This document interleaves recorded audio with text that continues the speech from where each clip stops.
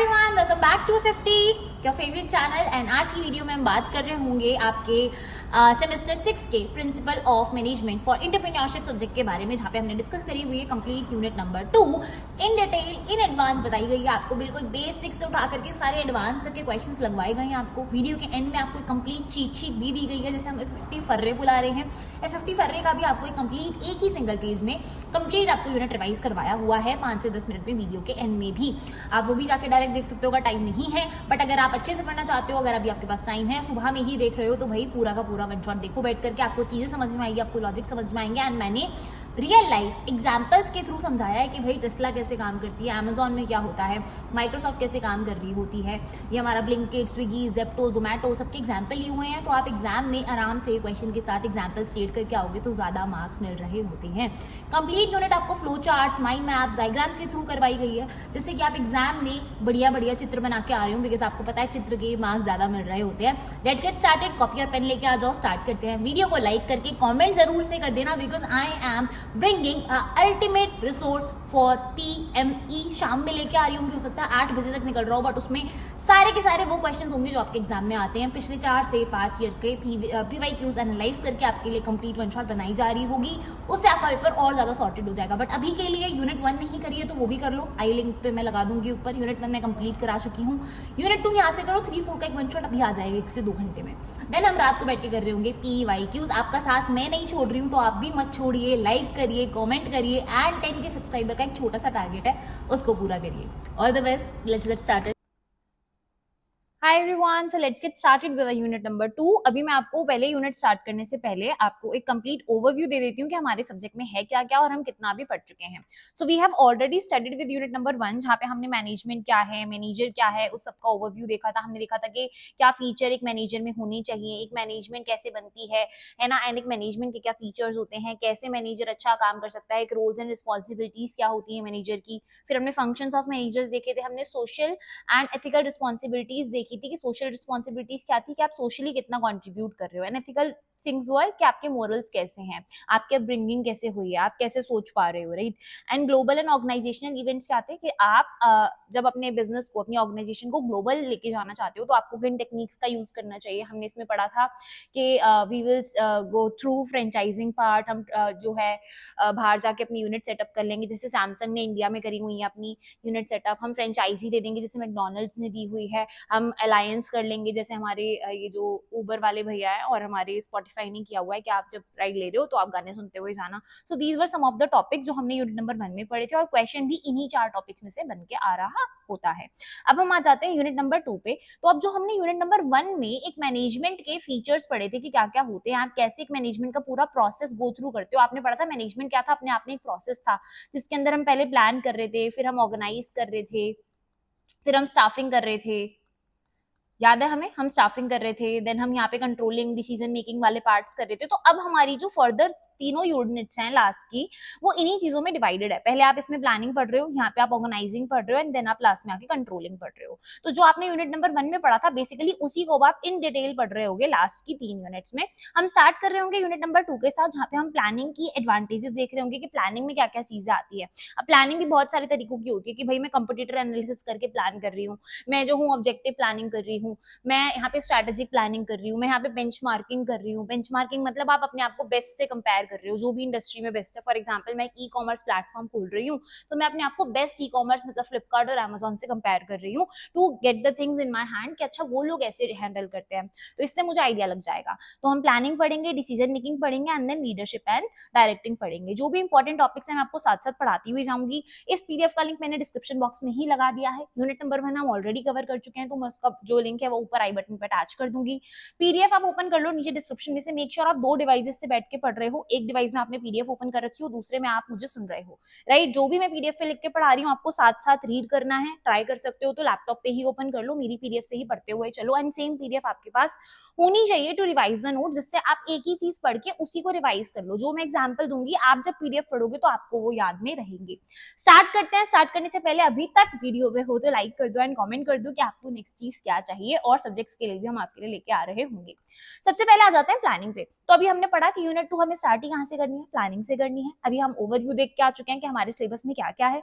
Unit 2 का first topic है planning. अब प्लानिंग होती क्या है, डिसाइड करना इन एडवांस कि आपको क्या करना है, कैसे करना है, कब करना है और उसे कौन करेगा। तो व्हाट, हाउ, व्हेन और हु का आंसर करती है हमारी प्लानिंग कि क्या होगा, कैसे होगा, कौन करेगा, कब करेगा। This is the planning part. आप एक ऑर्गेनाइजेशन स्टार्ट करना चाह रहे हो, लेट्स से कल वाला मोमोज का ठेले का एग्जांपल ले लेते हैं कि भाई मोमोज भी तो लाने पड़ेंगे। मोमोज अब इन हाउस बनेंगे या बाहर से लेके आओगे, मोमोज की चटनी कौन बनाएगा, मोमोज का ठेला कहाँ पे लगेगा, कौन लेके आएगा ठेला, ठेला कितने का पड़ेगा, कहाँ लगाएंगे, किस ऑडियंस को हम अट्रैक्ट कर रहे होंगे, क्या मोमोज के साथ हम और चाउमीन वगैरह भी रख रहे होंगे। सो दिस इज द थिंग जो हम प्लानिंग की बात में लाते हैं। कैसे होगा, कहाँ होगा, कब होगा, कौन करेगा, कितने एम्प्लॉयज रखने पड़ेंगे। नेचर एंड पर्पस क्या है प्लानिंग का, प्लानिंग का पर्पस होता है कि फर्स्ट फंक्शन होता है किसी भी मैनेजमेंट का। आप कोई भी बिजनेस स्टार्ट करोगे तो वो जो रात को 2 बजे आइडिया आता है ना, वो प्लानिंग ही होती है कि यार मैं कैसे करूंगा, सोच तो मैंने लिया कि ये करूंगा बट होगा कैसे। तो नेचर एंड पर्पस क्या होता है प्लानिंग का कि फर्स्ट फंक्शन है ये हमारी मैनेजमेंट का, ये फ्यूचर फोकस्ड होता है और ये कंटेन करता है फ्यूचर फोकस इन कॉन्टिन्यूस होता है। फ्यूचर फोकस क्यों, क्योंकि भाई आप आगे का सोच के चल रहे हो कि अभी जो आप प्लान कर रहे हो, अभी जो आप ये चेकलिस्ट बना रहे हो, क्या ये आपके गोल को रीच करने में हेल्प करेगी या नहीं करेगी। कॉन्टिन्यूस प्रोसेस है, प्लानिंग हमेशा होती रहती है।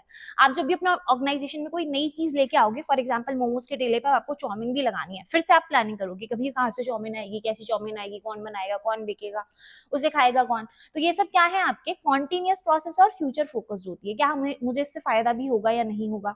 मेंटल एक्सरसाइज है based on facts and assumptions. तो आप यहाँ पे मेंटल एक्सरसाइज आप जब भी प्लान करोगे, it's totally upon your brain.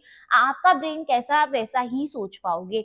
आपने जो चीजें एक्सपीरियंस करी हैं, आप जिस चीज का इंटरेस्ट रखते हो, आप वही फैक्ट्स, वही असम्पशंस लगा रहे होगे कि हाँ यार मोमोज में पैसा है ना जी।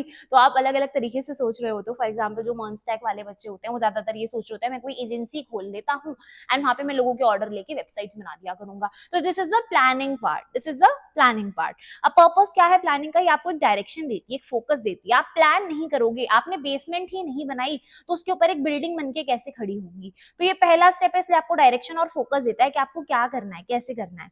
अनसर्टेनिटी और फ्यूचर रिस्क को रिड्यूस करता है कि भाई मैंने जो अपना मोमोज का ठेला था वहीं लगाया था जहां पे मैंने पैसे दिए थे लगाने के, मैंने ऐसे कहीं पे भी जाके खड़ा कर लिया। तो आपको पता है जो एमसीडी वाले होते हैं, जो गवर्नमेंट होती है, वो आपसे आके पैसे मांगती है।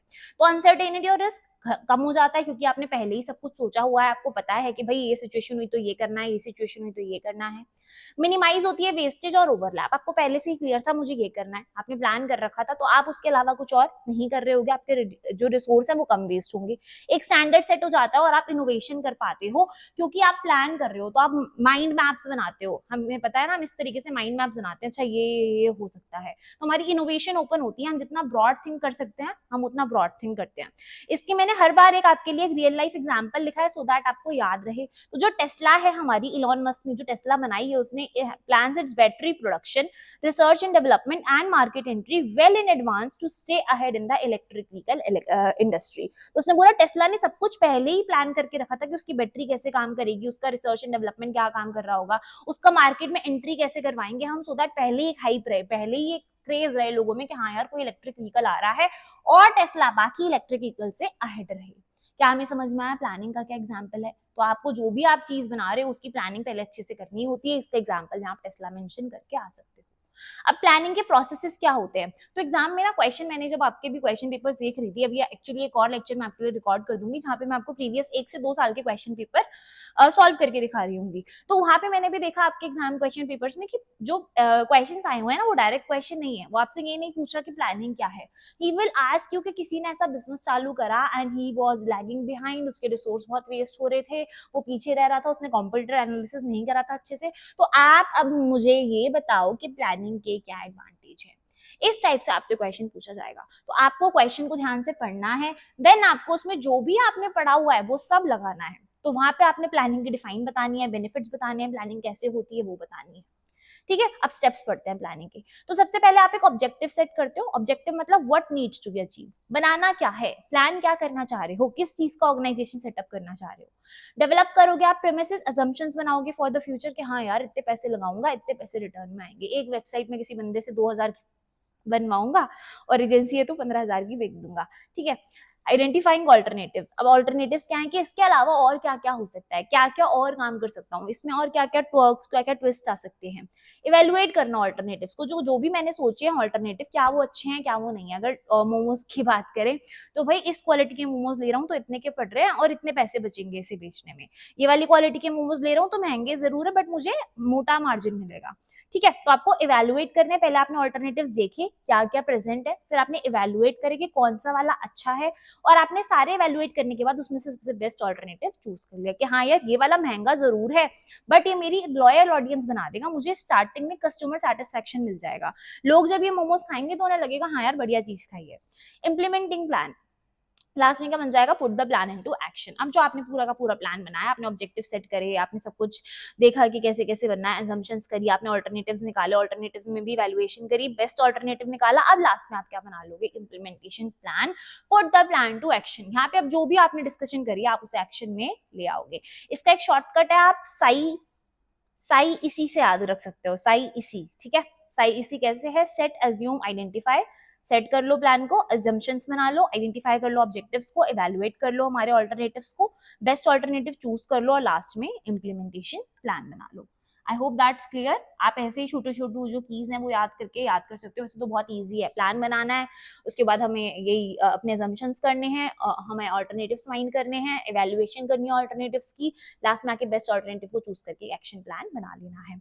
अब हमारी नेक्स्ट सेटिंग आ गई है, ऑब्जेक्टिव के टाइप्स क्या होते हैं। अभी हमने यहाँ पे देखा कि एक ऑब्जेक्टिव बनाना है कि हमें अचीव क्या करना है, तो ऑब्जेक्टिव के भी अलग अलग टाइप्स होते हैं। फॉर एग्जाम्पल ब्रॉड गोल्स हो सकते हैं आपके, कि आपकी जो टॉप लेवल मैनेजमेंट ने बनाई है कि आपको एक मार्केट लीडर बनना है अगले 5 सालों में, आप जो भी काम स्टार्ट कर रहे हो उसमें आप टॉप पे होने चाहिए इन द नेक्स्ट 5 ईयर्स। अब आ गया डिपार्टमेंटल ऑब्जेक्टिव्स भी हो सकते हैं कि आप हर एक डिपार्टमेंट का ऑब्जेक्टिव सोच के चल रहे हो कि मान लो आपको प्रोडक्शन जो है वो 15% बनानी है, किसी के लिए ऑब्जेक्टिव ये भी हो सकता है कि मुझे मार्केटिंग अपनी अगले साल डबल करनी है, किसी के लिए ऑब्जेक्टिव हो सकता है कि मुझे और कैटेगरी के प्रोडक्ट्स ऐड करने हैं। तो डिपार्टमेंटल ऑब्जेक्टिव है कि किस डिपार्टमेंट का आप ऑब्जेक्टिव सोच के चल रहे हो। पर्सनल ऑब्जेक्टिव क्या है, individual objective, goal for employees आपने दे दिया कि आपको कंप्लीट ट्रेनिंग करवानी है जून तक, जितने भी एम्प्लॉइज आपके हैं आपको उन्हें ट्रेनिंग प्रोवाइड करवानी है जून तक। शॉर्ट टर्म ऑब्जेक्टिव क्या हो सकते हैं, goals achievable with in a short time, तो जैसे आपने लॉन्च किया तो उसे ही हाफ क्वार्टर में आपने अचीव कर लिया। लॉन्ग टर्म क्या है, जिन्हें टाइम लगता है अचीव करने में, फॉर एग्जाम्पल आपको पूरा बिजनेस एक्सपैंड करने में 5 साल लगेंगे। शॉर्ट टर्म में क्या है भाई कि हाफ क्वार्टर में हो जाएगा, मतलब 3 मंथ्स में हो जाएगा। क्या हमें समझ में आया ऑब्जेक्टिव के टाइप्स क्या, ऑर्गेनाइजेशनल है कि आपको एक मार्केट लीडर बनना, आप लॉन्ग टर्म सोचते हो फॉर होल ऑर्गेनाइजेशन कि भाई मैं आज मोमोज का ठेला लगा रहा हूँ तो अगले 5 साल बाद मेरी एक ना वाओ मोमो की शॉप होगी बढ़िया सी, ठीक है, ऐसे करके आप एज्यूम कर सकते हो। डिपार्टमेंटल ऑब्जेक्टिव क्या है कि भाई मुझे अपने जो है और सारे आउटलेट्स भी खोलने हैं, तो एक डिपार्टमेंट को आप कोई भी ब्रॉड करके दिखा दो, आपका वो फाइनेंस डिपार्टमेंट हो सकता है, प्रोडक्शन डिपार्टमेंट हो सकता है, प्रोडक्ट टीम हो सकती है आपकी, वो मार्केटिंग डिपार्टमेंट हो सकता है, किसी भी डिपार्टमेंट के ऊपर। पर्सनल ऑब्जेक्टिव है कि आपको एक पर्सनल एक इंडिविजुअल के ऊपर फोकस करके देखना है, फॉर एग्जांपल हमें सारे एम्प्लॉइज की जो ट्रेनिंग है वो जून तक कंप्लीट करवानी है। शॉर्ट टर्म मतलब जो जल्दी अचीव हो जाए, लॉन्ग टर्म मतलब जिससे टाइम लगे। तो गूगल जो है उसने स्मार्ट ऑब्जेक्टिव लिया था कि हमें यूजर का सेटिस्फेक्शन इंप्रूव करवाना है 10% इन 6 मंथ्स। तो जो भी अभी सेटिस्फेक्शन स्कोर है, लेट सपोज अभी जो है यूजर का सेटिस्फेक्शन स्कोर 100% है, कम है, मान लो हमारा 80% चल रहा है तो उसे 10% से इंक्रीज करवाना है अगले 6 महीनों में, ठीक है। एडवांटेजेस लिखे हुए हैं कुछ प्लानिंग के, लिमिटेशंस लिखे हुए हैं कुछ प्लानिंग के। एडवांटेज क्या है कि क्लियर डायरेक्शन मिलती है, रिस्क कम होगा, आपकी कोऑर्डिनेशन इंप्रूव होगी क्योंकि पहले से ही सब प्लान है, वेस्टेज कम होगी, पहले से ही आपने प्लान करा हुआ है कितने रिसोर्स लगाने हैं, आपकी बेटर रिसोर्स यूटिलाइजेशन हो जाएगी, जो आपने सोचा था उसे आप लगभग अचीव कर ही लेते हो because it's written, it's pre plan. अगर बिना प्लानिंग के करोगे तो जितना सोच के चलोगे, सोचा तो तुमने ही नहीं, ज्यादा ही लग जाता है। लिमिटेशंस क्या है, टाइम कंज्यूमिंग है, बहुत ज्यादा प्लान करोगे, कॉस्ट बहुत आएगी, इधर उधर के खर्चे करने पड़ेंगे। फ्यूचर इंजम्पशन जो आप ले रहे हो सकता है वो सही ना हो, आपने सोचा 5 साल में कंपनी लीडर बन जाओगे पर आप नहीं बन पाए, बहुत टाइम लगता है क्योंकि एक्चुअल में तो ओवर प्लानिंग जो है वो रिजिडिटी बना देती है। अब आपने प्लान कर लिया बहुत बड़ा सा कि भाई मैं आऊंगा एक BMW में बैठ के आराम से कॉलर शॉलर बैठ के, है ना, अपनी वही स्टारबक्स पीते हुए, बट ऐसा नहीं है। तो ओवर प्लानिंग क्या है, रिजिडिटी क्रिएट कर देती है। You should be realistic, you should be realistic when you are planning. Realistic रहते हुए वो बनाओ जो अचीवेबल है, तो यहाँ पे यही लिखा हुआ है, टिप्स क्या है, be realistic but challenging with the team. Realistic रहो, है ना, प्लान जरूर करो बट रियलिस्टिक रह के प्लान करो। राइट पीपल को लो टीम में, अब तुमने ले लिया अपने वही 4 दोस्त तो काम खराब ही होगा भाई। रिलायबल रहो और इन्फॉर्मेशन डेटा जो डेटा है वो सही यूज करना। डेटा सही यूज करने का मतलब आपको पता होना चाहिए एक्चुअल में जो आप बना रहे हो उसकी डिमांड है भी या नहीं है, आपने बना दिया डिमांड बाद में ना हो, that will be very bad. अब यहाँ पे रियल लाइफ एप्लीकेशन है, जैसे हमारे जो स्टार्टअप जायंट्स हैं, एप्पल है, अमेजॉन है, टाटा ग्रुप है, इन लोगों ने पहले इफेक्टिव प्लानिंग ही करी थी, जिससे इनकी ग्रोथ, जिससे इनकी इनोवेशन और जिससे इनकी सस्टेनेबिलिटी हुई है। तो पहले जितने भी आप जायंट्स देखोगे, they all were plan, they all had a plan in mind कि अच्छा कुछ तो ऐसा बनाना है, कुछ तो ऐसा बनाना है करके उन्होंने प्लानिंग तो जरूर से करी होगी। ऐसा नहीं है कि प्लानिंग करके ही ज्यादातर जायंट्स बनते हैं, but it takes more time if you are not planning the things rightly. अगर आप कुछ भी एकदम अंधेरे में तीर मार रहे हो तो it will take you eventually longer time, larger resource and बहुत सारा आपका लेबर। ठीक है, if you are planning rightly तो आपकी लेबर कम लगेगी, आपकी कॉस्ट कम लगेगी, आपके रिसोर्स कम लगेंगे, आपका काम जल्दी हो जाएगा, आप रियलिस्टिक रह के बनाओगे। ठीक है, समझ में आया पूरा टॉपिक? आई गेस बढ़िया समझ में आ गया होगा। अब है आप ऑब्जेक्टिव कैसे सेट करते हो। तो ऑब्जेक्टिव क्या है, जो आप रिजल्ट कब तक अचीव करना चाहते हो। ऑब्जेक्टिव यही होता है ना, जब हम प्रैक्टिकल लिखते हैं लैब्स में तो आपको याद होगा ऑब्जेक्टिव लिखते हैं कि हम अभी क्या कर रहे हैं और उससे क्या होगा। आप एक लैब एक्सपेरिमेंट कर रहे हो, ये वाला लिक्विड इसमें मिक्स करने से हमारा ये आउटकम आएगा। ठीक है, तो आपका जो ऑब्जेक्टिव है वो क्लियर और स्पेसिफिक होना चाहिए कि भाई मुझे ये बनाना है। मेजरेबल और क्वांटिफाइबल होना चाहिए। मेजरेबल एंड क्वांटिफाइबल मतलब आप मेजर कर पा रहे हो कि आपका ऑब्जेक्टिव ये है और यहाँ तक पहुंचना है। ऐसा नहीं है कि आपने ऑब्जेक्टिव बता दिया कि मैं अभी यहाँ से छलांग मारूंगा और मार्स पे जाऊंगा, तो क्वांटिफाइबल नहीं है। ऑब्जेक्टिव रियलिस्टिक होना चाहिए, मेजरेबल होना चाहिए, अचीवेबल होना चाहिए, रियलिस्टिक होना चाहिए, चैलेंजिंग हो बट अटेनेबल हो। चैलेंजिंग तो बनाना है, ये नहीं बोलना यहाँ से चल के यहाँ तक जाऊंगा। भाई ये कैसा ऑर्गेनाइजेशन प्लान है? आपका ऑर्गेनाइजेशन प्लान कुछ ऐसा है कि आज मैं एक अपनी लेट्स सपोज फुल स्टैक की एजेंसी चालू कर रहा हूँ, तो मैं अगले 2 साल में इतने प्रोजेक्ट्स लेके आऊंगा। तो this is realistic, this is challenging कि इतने प्रोजेक्ट्स लाने पड़ेंगे, बट अटेनेबल है। तो चैलेंजिंग येट अटेनेबल होना चाहिए। गिव मी अ, आप इस केस में एग्जांपल ले सकते हैं माइक्रोसॉफ्ट का। माइक्रोसॉफ्ट ने जो है ऑब्जेक्टिव सेट करे हुए थे एट ऑल द लेवल्स, कि जैसे कंपनी लेवल पे क्या करना है, उन्हें क्लाउड को ग्रो करना है, टीम लेवल पे क्या करना है, एज्योर को अपटाइम करना है, और इंडिविजुअल लेवल पे क्या करना है कि उन्हें 2 सर्टिफिकेशंस क्लियर करने हैं इस ईयर में। तो ये क्या है, हमारे ऑब्जेक्टिव्स हैं। ऑब्जेक्टिव्स कैसे हो सकते हैं, लेवल्स ऑफ ऑब्जेक्टिव है, जैसे हमने मैनेजमेंट के लेवल पढ़े थे, इंडिविजुअल लेवल, डिपार्टमेंटल लेवल और ऑर्गेनाइजेशन लेवल। वहां पे आपने पढ़ा था लो लेवल, मीडियम लेवल और टॉप लेवल। यहाँ पे क्या है, इंडिविजुअल लेवल। इंडिविजुअल लेवल मतलब आप अपने एंड पे क्या कर सकते हो, आप डिपार्टमेंट की साइड से एज्योर को ग्रो कर रहे हो। आप ऑर्गेनाइजेशन लेवल पे देख रहे हो कि आपकी जो कंपनी है वो ग्रो करनी चाहिए क्लाउड बिजनेस पे। तो this is the objective. Objectives का एग्जांपल यहाँ पे हमने ले लिया है माइक्रोसॉफ्ट का, आप याद रखेंगे।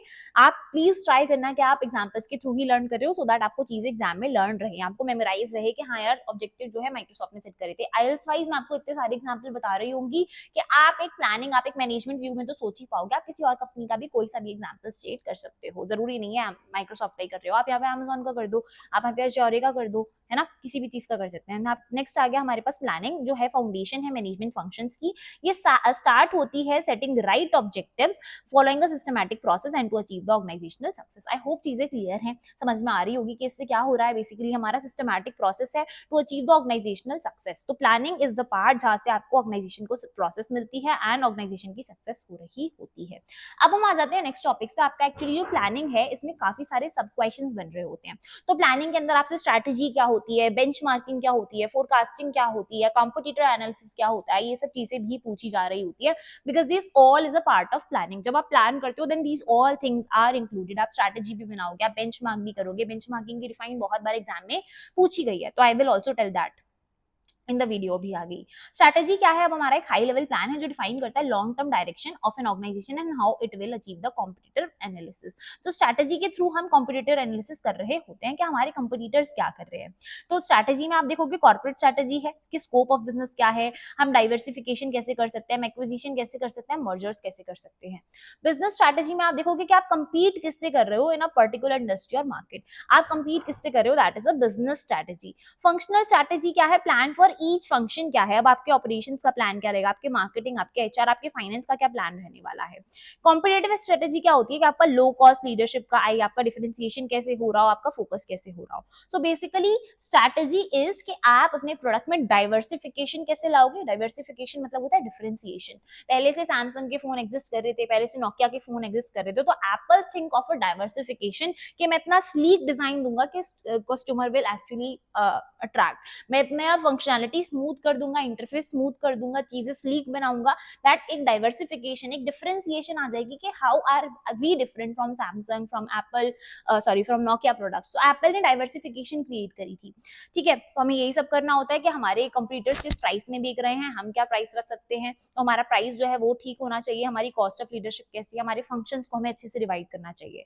तो स्ट्रैटेजी क्या है, हाई लेवल प्लान्स है जो डिफाइन करते हैं लॉन्ग टर्म डायरेक्शन, आगे तक हम क्या कर रहे होंगे, and it will how it will achieve the competitive advantage, हमें कॉम्पिटिटर से कैसे एडवांटेज मिल रहा है, पेप्सोडेंट के मुकाबले कोलगेट कैसे अच्छा है, अमेजोन के मुकाबले फ्लिपकार्ट कैसे अच्छा है, हमारा स्विगी के हिसाब से जोमेटो कैसे अच्छा है। तो दीज आर द थिंग्स जो हम कॉम्पिटिटिव एडवांटेज में कंसीडर कर रहे होते हैं। हर एक कंपनी अपने कंपटीटर का एडवांटेज करती है, जिसमें हमारे मिशन और विजन क्लियर होना चाहिए, आपको स्वॉट एनालिसिस करना चाहिए। स्वॉट एनालिसिस का क्वेश्चन एग्जाम में आता है, हमारे पास नीचे है भी। स्वॉट एनालिसिस में आप एक 2x2 का मैट्रिक्स बनाते हो जहां पे आप अपनी स्ट्रेंथ, अपनी वीकनेसेस लिख रहे होते हो, ठीक है, सो दैट आपको अपने बिजनेस के बारे में एक नॉलेज रहती है कि आप कैसे इंप्रूव कर सकते हो। अब स्ट्रैटेजीज के कुछ एप्लीकेशंस है, कुछ एडवांटेजेस हैं, कुछ लिमिटेशंस हैं, आप इन्हें पढ़ सकते हो, सो दैट आप एग्जाम में पॉइंटर्स पढ़ के जाओगे, चीजें थोड़ी सी मेमोराइज करके समझ के जाओगे कि businesses how they work actually, तो आप लिख पाओगे। Next comes to our policies and planning. अब हम आ गए पॉलिसी पे। क्वेश्चन आता है एग्जाम में, how policy is different from strategy, we are going to study also, कैसे दोनों डिफरेंट है।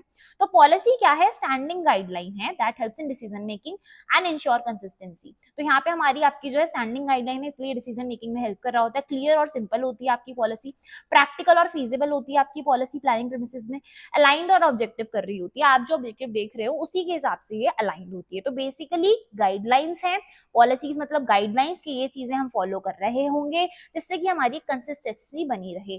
हमें कंसिस्टेंसी बनाने के लिए, हमारी डिसीजन मेकिंग अच्छी रखने के लिए हम पॉलिसीज बनाते हैं। पॉलिसी क्लियर और सिंपल होती है। फॉर एग्जाम्पल भाई हम लोग 9 बजे से 5 बजे तक काम करेंगे, उसके बीच में हम लोग हाफ आवर का लंच ब्रेक लेंगे, तो this is also company policy कि भाई इतने टाइम का ही ब्रेक मिल रहा होगा, कि भाई हम 5 डेज अ वीक काम करेंगे और 2 दिन हम छुट्टी लेंगे। तो हमारी कंसिस्टेंसी है, हमारे ब्रेक से हमारी डिसीजन मेकिंग अच्छी है।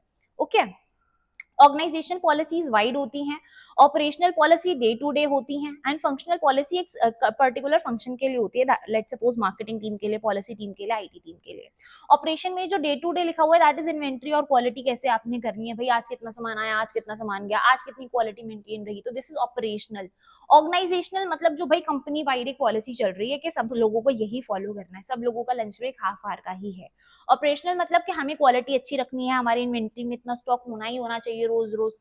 और फंक्शनल पॉलिसीज मैंने आपको बताई मार्केटिंग टीम वगैरह के लिए जो अलग अलग पॉलिसीज बनती है। Then comes the planning premises के assumption about the future events, आप करके चल रहे हो। तो यहाँ पे एग्जांपल ले सकते हो आप टेस्ला का, कि टेस्ला ने एक शिफ्ट लिया था towards the sustainable energy based on this plans of EV expansion and battery technology, जिससे जो है उसने पूरा का पूरा शिफ्ट ले लिया वर्ल्ड का कि भाई वो सस्टेनेबल एनर्जी पे बेस बन गई है। एडवांटेज और लिमिटेशंस आप पढ़ लेना इन चीजों के, रीड करना है आपको, सो दैट आपको एक आइडिया रहे कि आप लिख के आ रहे हो। ऑल्सो एक बहुत अच्छी एडवाइस दे रही हूँ, whatever you are writing in exam please make sure आप उसके एडवांटेज, आपको उसके एप्लीकेशन और आपको उसको जनरल डिसएडवांटेज पता हो। आपको इतना सेंस बनना चाहिए कि हाँ यार प्लानिंग करने का, पॉलिसी बनने का एडवांटेज क्या है, और उसी के कुछ अपोजिट पॉइंट्स लिख दो। फॉर एग्जांपल आप बोल रहे हो कि प्लानिंग करने से मेरी जो रिसोर्स है वो बचते हैं, आप बोल सकते हो प्लानिंग करने में बहुत टाइम खर्च होता है, ठीक है। इस तरीके से जनरल एडवांटेज डिसएडवांटेज आप लिख के आना। अब आगे competitor intelligence, same as that of हमने अभी स्ट्रैटेजी वाले पार्ट में देखा था, वहां पे भी हम कंपटीटर पे फोकस कर रहे थे। यहाँ पे हम गैदर करते हैं और एनालाइज करते हैं इन्फॉर्मेशन अबाउट द कंपटीटर्स। अब ये फुल्ली फोकस्ड है कंपटीटर एनालिसिस, क्या हमारे कंपटीटर्स एक्चुअल में क्या कर रहे हैं। आप कहाँ से डेटा निकालोगे अपने कंपटीटर्स के बारे में, आप जाओगे पब्लिक रिकॉर्ड्स पे, रिपोर्ट्स पे, कि भाई पहले क्या रिपोर्ट्स थे इनके, पहले क्या रिकॉर्ड्स थे इनके, न्यूज पे, मीडिया में, इंडस्ट्री में, कि क्या लोग इनके बारे में बोल रहे हैं, कस्टमर का फीडबैक लोगे, आप सप्लायर का फीडबैक लोगे कि हाँ भाई पेप्सोडेंट एग्जिस्ट कर रहा है, आपको समझ में आ रहा है या नहीं आ रहा। लोगों ने बोला कि नहीं भाई हमें एक मोर हर्बल ब्रांड चाहिए, हमें एक मोर हर्बल ब्रांड चाहिए जो क्लोव्स, जिसमें क्लोव्स का सेंस हो, तो यहाँ पे पतंजलि इन्वेंट हो गया। इस तरीके से हम पहले फीडबैक लेते हैं कि लोगों को कहाँ दिक्कत आ रही है, अभी जो लोग मार्केट में प्लेयर हैं उनका क्या कस्टमर फीडबैक है, उनका क्या सप्लायर फीडबैक है, उनकी वेबसाइट कैसी है, उनका सोशल मीडिया पेज कैसा है, उनके बारे में मीडिया क्या कह रही है, न्यूज क्या कह रही है, इंडस्ट्री क्या कह रही है उनके बारे में, उनके पब्लिक रिकॉर्ड्स, उनके पब्लिक रिपोर्ट्स क्या है। देन आप कंप्लीट एनालिसिस करके कि भाई अच्छा जो भी प्लान एग्जिस्ट करता है उसमें ये सब डिसएडवांटेज है, हम ये ही ऐड कर ले अपने प्लान में, तो हम एक डिफरेंशिएशन फैक्टर क्रिएट कर लेंगे। यहाँ पे कुछ बेनिफिट्स लिखे हुए हैं कि आपका रिस्क और अनसर्टेनिटी रिड्यूस हो जाता है, बिकॉज आप पढ़ लेते हो कि उस प्लेयर ने पहले मार्केट में क्या लॉस झेले हैं, उसने ऐसे क्या काम किए थे that he failed that loss, उसने ऐसे क्या काम किए कि उसका प्रॉफिट हुआ।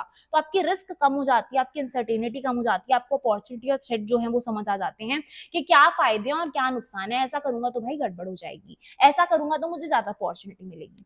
इसका एग्जांपल आप अमेजॉन ले सकते हो। अमेजॉन रेगुलरली चेक करता है फ्लिपकार्ट की वेबसाइट, वॉलमार्ट की website, that whatever changes they are doing we people will do the same. अभी आपने वैलेंटाइन वीक में देखा होगा कि हमारा जो ब्लिंकिट था और जो जेप्टो था, दे वर फेसिंग सेम सेम हमारा बिल्कुल जो हमारा फ्रंट एंड होता है, according two days they were changing their front ends. तो ये चीज क्या थी कि भाई लोग जो है इस चीज से बहुत इंप्रेस होंगे, whosoever was implementing it at first, maybe Blinkit, maybe Zepto, तो दूसरे ने भी सेम चीज इंप्लीमेंट कर ली, that we should not lag behind। तो you should be always searching for the Amazon, you should be always searching for your competitor analysis कि आप जो कर रहे हो उससे बाकी लोग क्या कर रहे हैं। whenever I am going any I am going to judge any pitch account, तो हम भी यही चीज देखते हैं, हम भी यही चीज पूछते हैं सबसे पहले कि आपने जो बनाया है क्या वो पहले से एग्जिस्ट कर रहा है, जो पहले से प्लेयर्स हैं उनका क्या नुकसान है, उनका क्या स्टेटस है, और आप कैसे ग्रो करोगे। अगर आप शार्क टैंक देखते हो तो वहां पे भी कॉम्पिटिटर एनालिसिस बहुत ज्यादा होता है।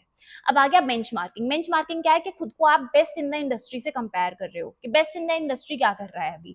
तो बेस्ट इन द इंडस्ट्री में आप इंटरनल, कॉम्पिटिटिव, फंक्शनल और जेनरिक देखते हो। इंटरनल मतलब आप अपने आप को अपने ही ऑर्गेनाइजेशन के अदर डिपार्टमेंट से कंपेयर करते हो कि हमारी ऑर्गेनाइजेशन का एचआर ये कर रहा है और मार्केटिंग ये कर रहा है। कॉम्पिटिटिव में क्या हो जाता है कि आप अलग अलग कंपनीज से कंपेयर करते हो। फॉर एग्जाम्पल कि भाई कोलगेट ये कर रहा है, पेप्सोडेंट ये कर रहा है, आप जो है अलग अलग कंपनी में कॉम्पिटिटिवनेस देख रहे हो। फंक्शनल बेंचमार्किंग क्या होता है, similar function of different organization की भाई हमारी पेप्सोडेंट की एचआर टीम ये कर रही है और हमारी कोलगेट की एचआर टीम ये कर रही है, हमारी जेप्टो की मार्केटिंग टीम ये कर रही है और ब्लिंकिट की मार्केटिंग टीम ये कर रही है। तो आप यहाँ पे फंक्शंस के हिसाब से चेक कर रहे हो। यहाँ पे आप डायरेक्ट कंपटीटर्स चेक कर रहे थे, कोलगेट वर्सेस पेप्सोडेंट, यहाँ पे आप जेप्टो वर्सेस ब्लिंकिट की एक टीम देख रहे हो मार्केटिंग वाली लेट से, कंटेंट टीम लेट से। जेनरिक बेंचमार्किंग क्या है, बेस्ट इन द क्लास से आप कंपेयर कर रहे हो, जो भी पूरी इंडस्ट्री में सबसे बेस्ट है आप उससे अपने आप को कंपेयर करके चल रहे हो। बेंचमार्किंग कैसे होती है वो आप स्टेप्स एक बार पढ़ लेंगे। रियल लाइफ क्या है कि टाटा मोटर्स ने टोयोटा को देख के चालू करा था। तो Tata was basically watching Toyota benchmark against the global auto giants like Toyota to improve the quality. Improve हुई थी इनसे, इनकी अडॉप्ट करी थी इन्होंने कि मैन्युफैक्चरिंग एक्चुअली होती कैसे है। और यही हो रहा होता है, आप भी बेस्ट इन द मार्केट को देख के ही सीखते हो। आज भी आईपीओ में जो चुट्टू मुट्टू चुन्नू मुन्नू चैनल्स हैं वो भी 50 को देख के ही बड़े हुए हैं कि हाँ यार ऐसा भी किया जा सकता है, we can also grow, we can also help students. तो ऐसे ही होता है जब whenever you see a tech giant, whenever you see a giant कि उन्होंने अच्छा किया है तो हम उन्हीं से इंस्पिरेशन लेके आगे बढ़ रहे होते हैं। एडवांटेज एंड लिमिटेशंस आप इन्हें पढ़ सकते हो, ठीक है। Next comes a forecasting. Forecasting क्या होता है, आपने अगर थोड़ी सी एमएल पढ़ी, आपको थोड़ा सा मशीन लर्निंग का नॉलेज है तो वहां पे हम फोरकास्टिंग ही करते हैं। फोरकास्टिंग मतलब क्या होता है, पास्ट डेटा, सॉरी गलत लिख दिया, पास्ट डेटा के बेसिस पे आप फ्यूचर प्रिडिक्शंस कर रहे होते हो। पास्ट डेटा के बेसिस पे हम फ्यूचर प्रिडिक्शंस कर रहे होते हैं, this is called as forecasting.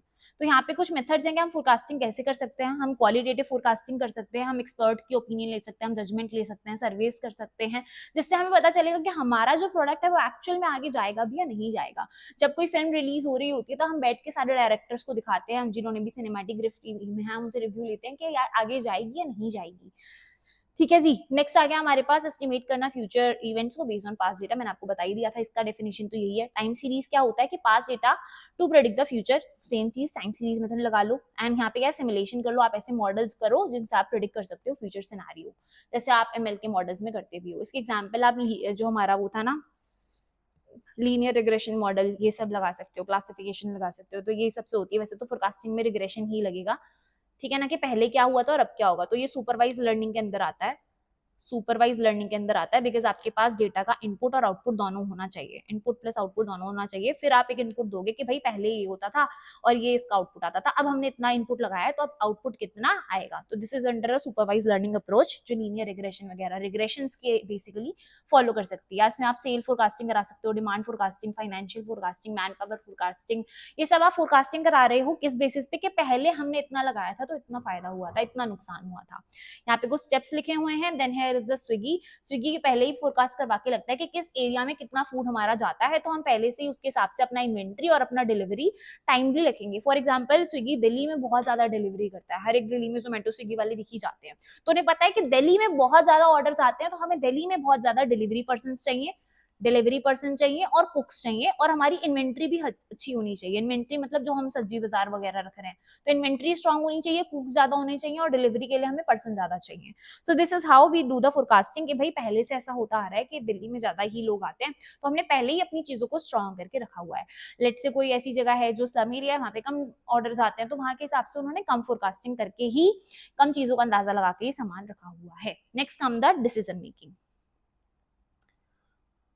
तो हम डिसीजन मेकिंग से क्या समझते हैं कि यहाँ पे हमारे पास बेस्ट ऑल्टरनेटिव निकालना होता है हमें फ्रॉम द 2 और more options to achieve the organization goals. हम जब बेस्ट ऑल्टरनेटिव निकाल के आते हैं फ्रॉम एक या एक से ज्यादा ऑप्शंस में से क्या अचीव करने के लिए हमारे ऑर्गेनाइजेशन गोल्स को, इसमें क्या क्या फीचर्स आते हैं, आप गोल ओरिएंटेड होनी चाहिए, एक कॉन्टिन्यूअस प्रोसेस है हमारी डिसीजन मेकिंग, आपको हर बार प्रोसेस मेक करना पड़ेगा, आपको चॉइसेस बहुत सारी मिलेंगी, उसमें से बेस्ट चॉइस निकालनी होगी, इसमें रिस्क होता है, बहुत सारा अनसर्टेनिटी होती है, आपने एक भी गलत डिसीजन लिया तो काम खराब हो सकता है। तो हम चलते हैं स्टेप्स क्या होते हैं डिसीजन मेकिंग के। आप सबसे पहले प्रॉब्लम आइडेंटिफाई करते हो, आप उस प्रॉब्लम के रिलेटेड अपना डेटा कलेक्ट करते हो, इन्फॉर्मेशन कलेक्ट करते हो, आप ऑल्टरनेटिव फाइंड करोगे, बेस्ट ऑल्टरनेटिव को इवैल्यूएट करोगे, उसमें से बेस्ट चीज चूज करोगे, देन आप एक डिसीजन लोगे और आप रिव्यू और फॉलो अप लोगे कि आपने जो डिसीजन लिया था वो ठीक है या नहीं है। तो क्या क्या स्टेप्स हैं, बिल्कुल सेम स्टेप्स हैं जैसे हमने ऊपर देखे थे हमने प्लानिंग वाले फेज में, कि आपने प्रॉब्लम ढूंढी, प्रॉब्लम के बाद आपने सबसे ज्यादा उसका डेटा कलेक्ट करा, बिकॉज जब आप डिसीजन ले रहे हो तो यू शुड नो कि पहले क्या हुआ था उस डिसीजन को लेने से, आप जो प्रॉब्लम देख रहे हो उससे रिलेटेड चीजें क्या क्या है।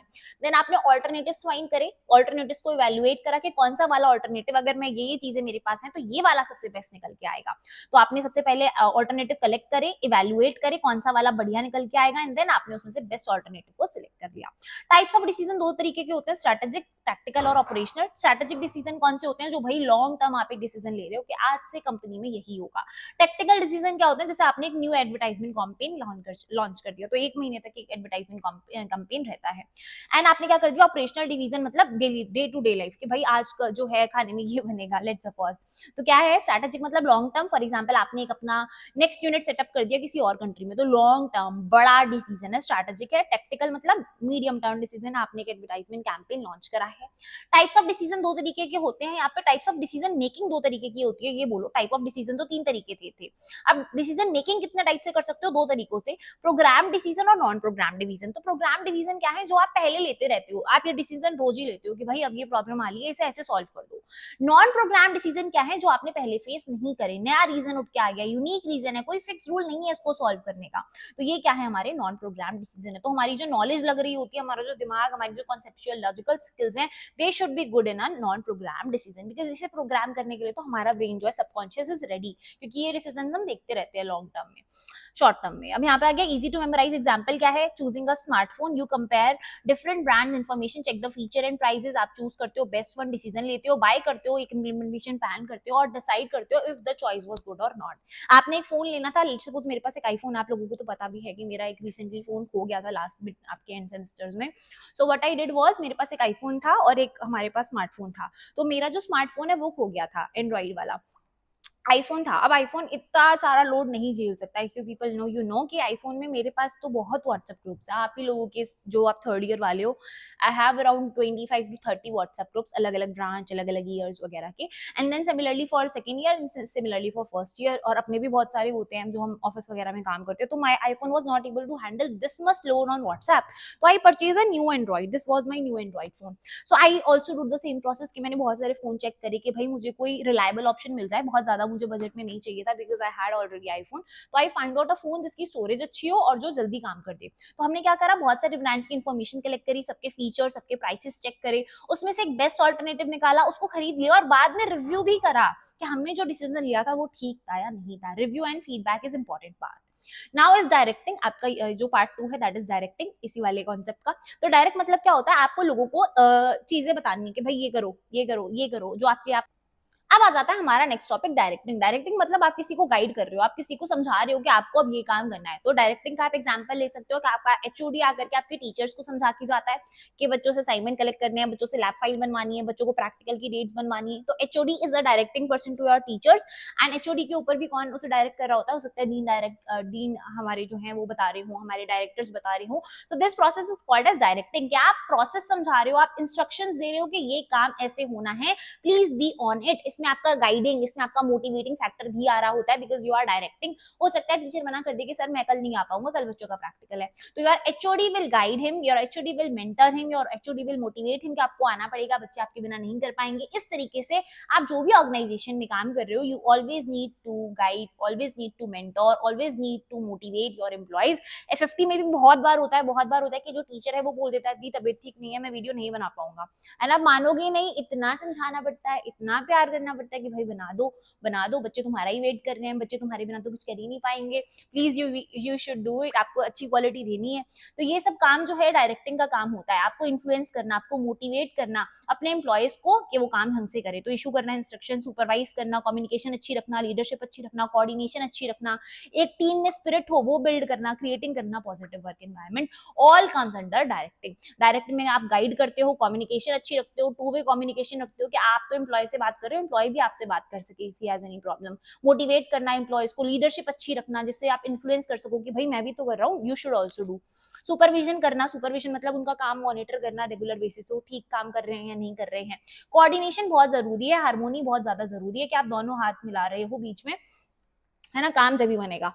नेक्स्ट कम्स कि आपका एक इजी टू मेमोराइज एग्जांपल, ये वही वाला है जो मैंने आपको भी दिया है कि भाई एक टीचर जो है वो काम कर रहा होता है, उसको आगे से आगे कोई समझा रहा होता है, वो आपको मेंटर, आपको गाइड करता है, फिर टीचर। तो this is all the directing part. Human factors होते चाहिए हमारे, जब भी हम डायरेक्ट कर रहे हो, हम किसी सामने वाले का परसेप्शन समझ रहे हो कि भाई उसकी भी कोई ऐसी चीज हो सकती है that is hurting him, attitude, motivation, personality, learning, values, emotions, ये सब किसके अंदर आती है, ह्यूमन फैक्टर्स के अंदर। इसका मतलब क्या है, साइकोलॉजिकली और ह्यूमन फैक्टर समझना कि एम्प्लॉय का बिहेवियर और उसकी परफॉर्मेंस को क्या क्या इफेक्ट कर सकता है, एम्प्लॉय का एटीट्यूड कैसा है, एम्प्लॉय के घर में क्या कंडीशन चल रही है, भी हो सकता है उसकी तबीयत खुद की ठीक ना हो, सकता है मम्मी का ऑपरेशन हुआ हो।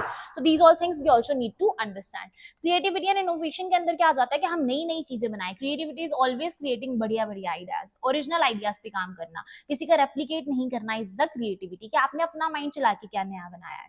तो this parts comes into creativity and innovation. आप इनोवेशन में क्या बोलते हो, आप डिफरेंशिएशन क्रिएट करते हो एंड कॉम्पिटेटिव एडवांटेज मिलता है इनोवेशन में। तो इनोवेशन का तो बेस्ट एग्जांपल जो है दैट इज एप्पल, और इससे भी अच्छा एग्जांपल आप टेस्ला ले सकते हो। These people were the innovators, these people were the differentiators. तो इनकी कंपिटिटिव एडवांटेज बहुत अच्छी बन गई। No one can replicate their model, now they have patented their ideas.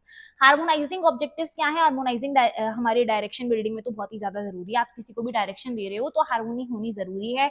Harmony मतलब क्या है, चीजें आपस में अलाइन हो, अलाइनमेंट बहुत जरूरी है। अलाइनमेंट कैसे होगा कि आपके जो सारे एम्प्लॉइज हैं उन्हें सेम ही डायरेक्शन मिल रहा हो। ऐसा नहीं है आपने मैनेजमेंट टीम के साथ ज्यादा काम करा और आपने कंटेंट टीम के साथ काम नहीं करा, तो content team will lag ultimately.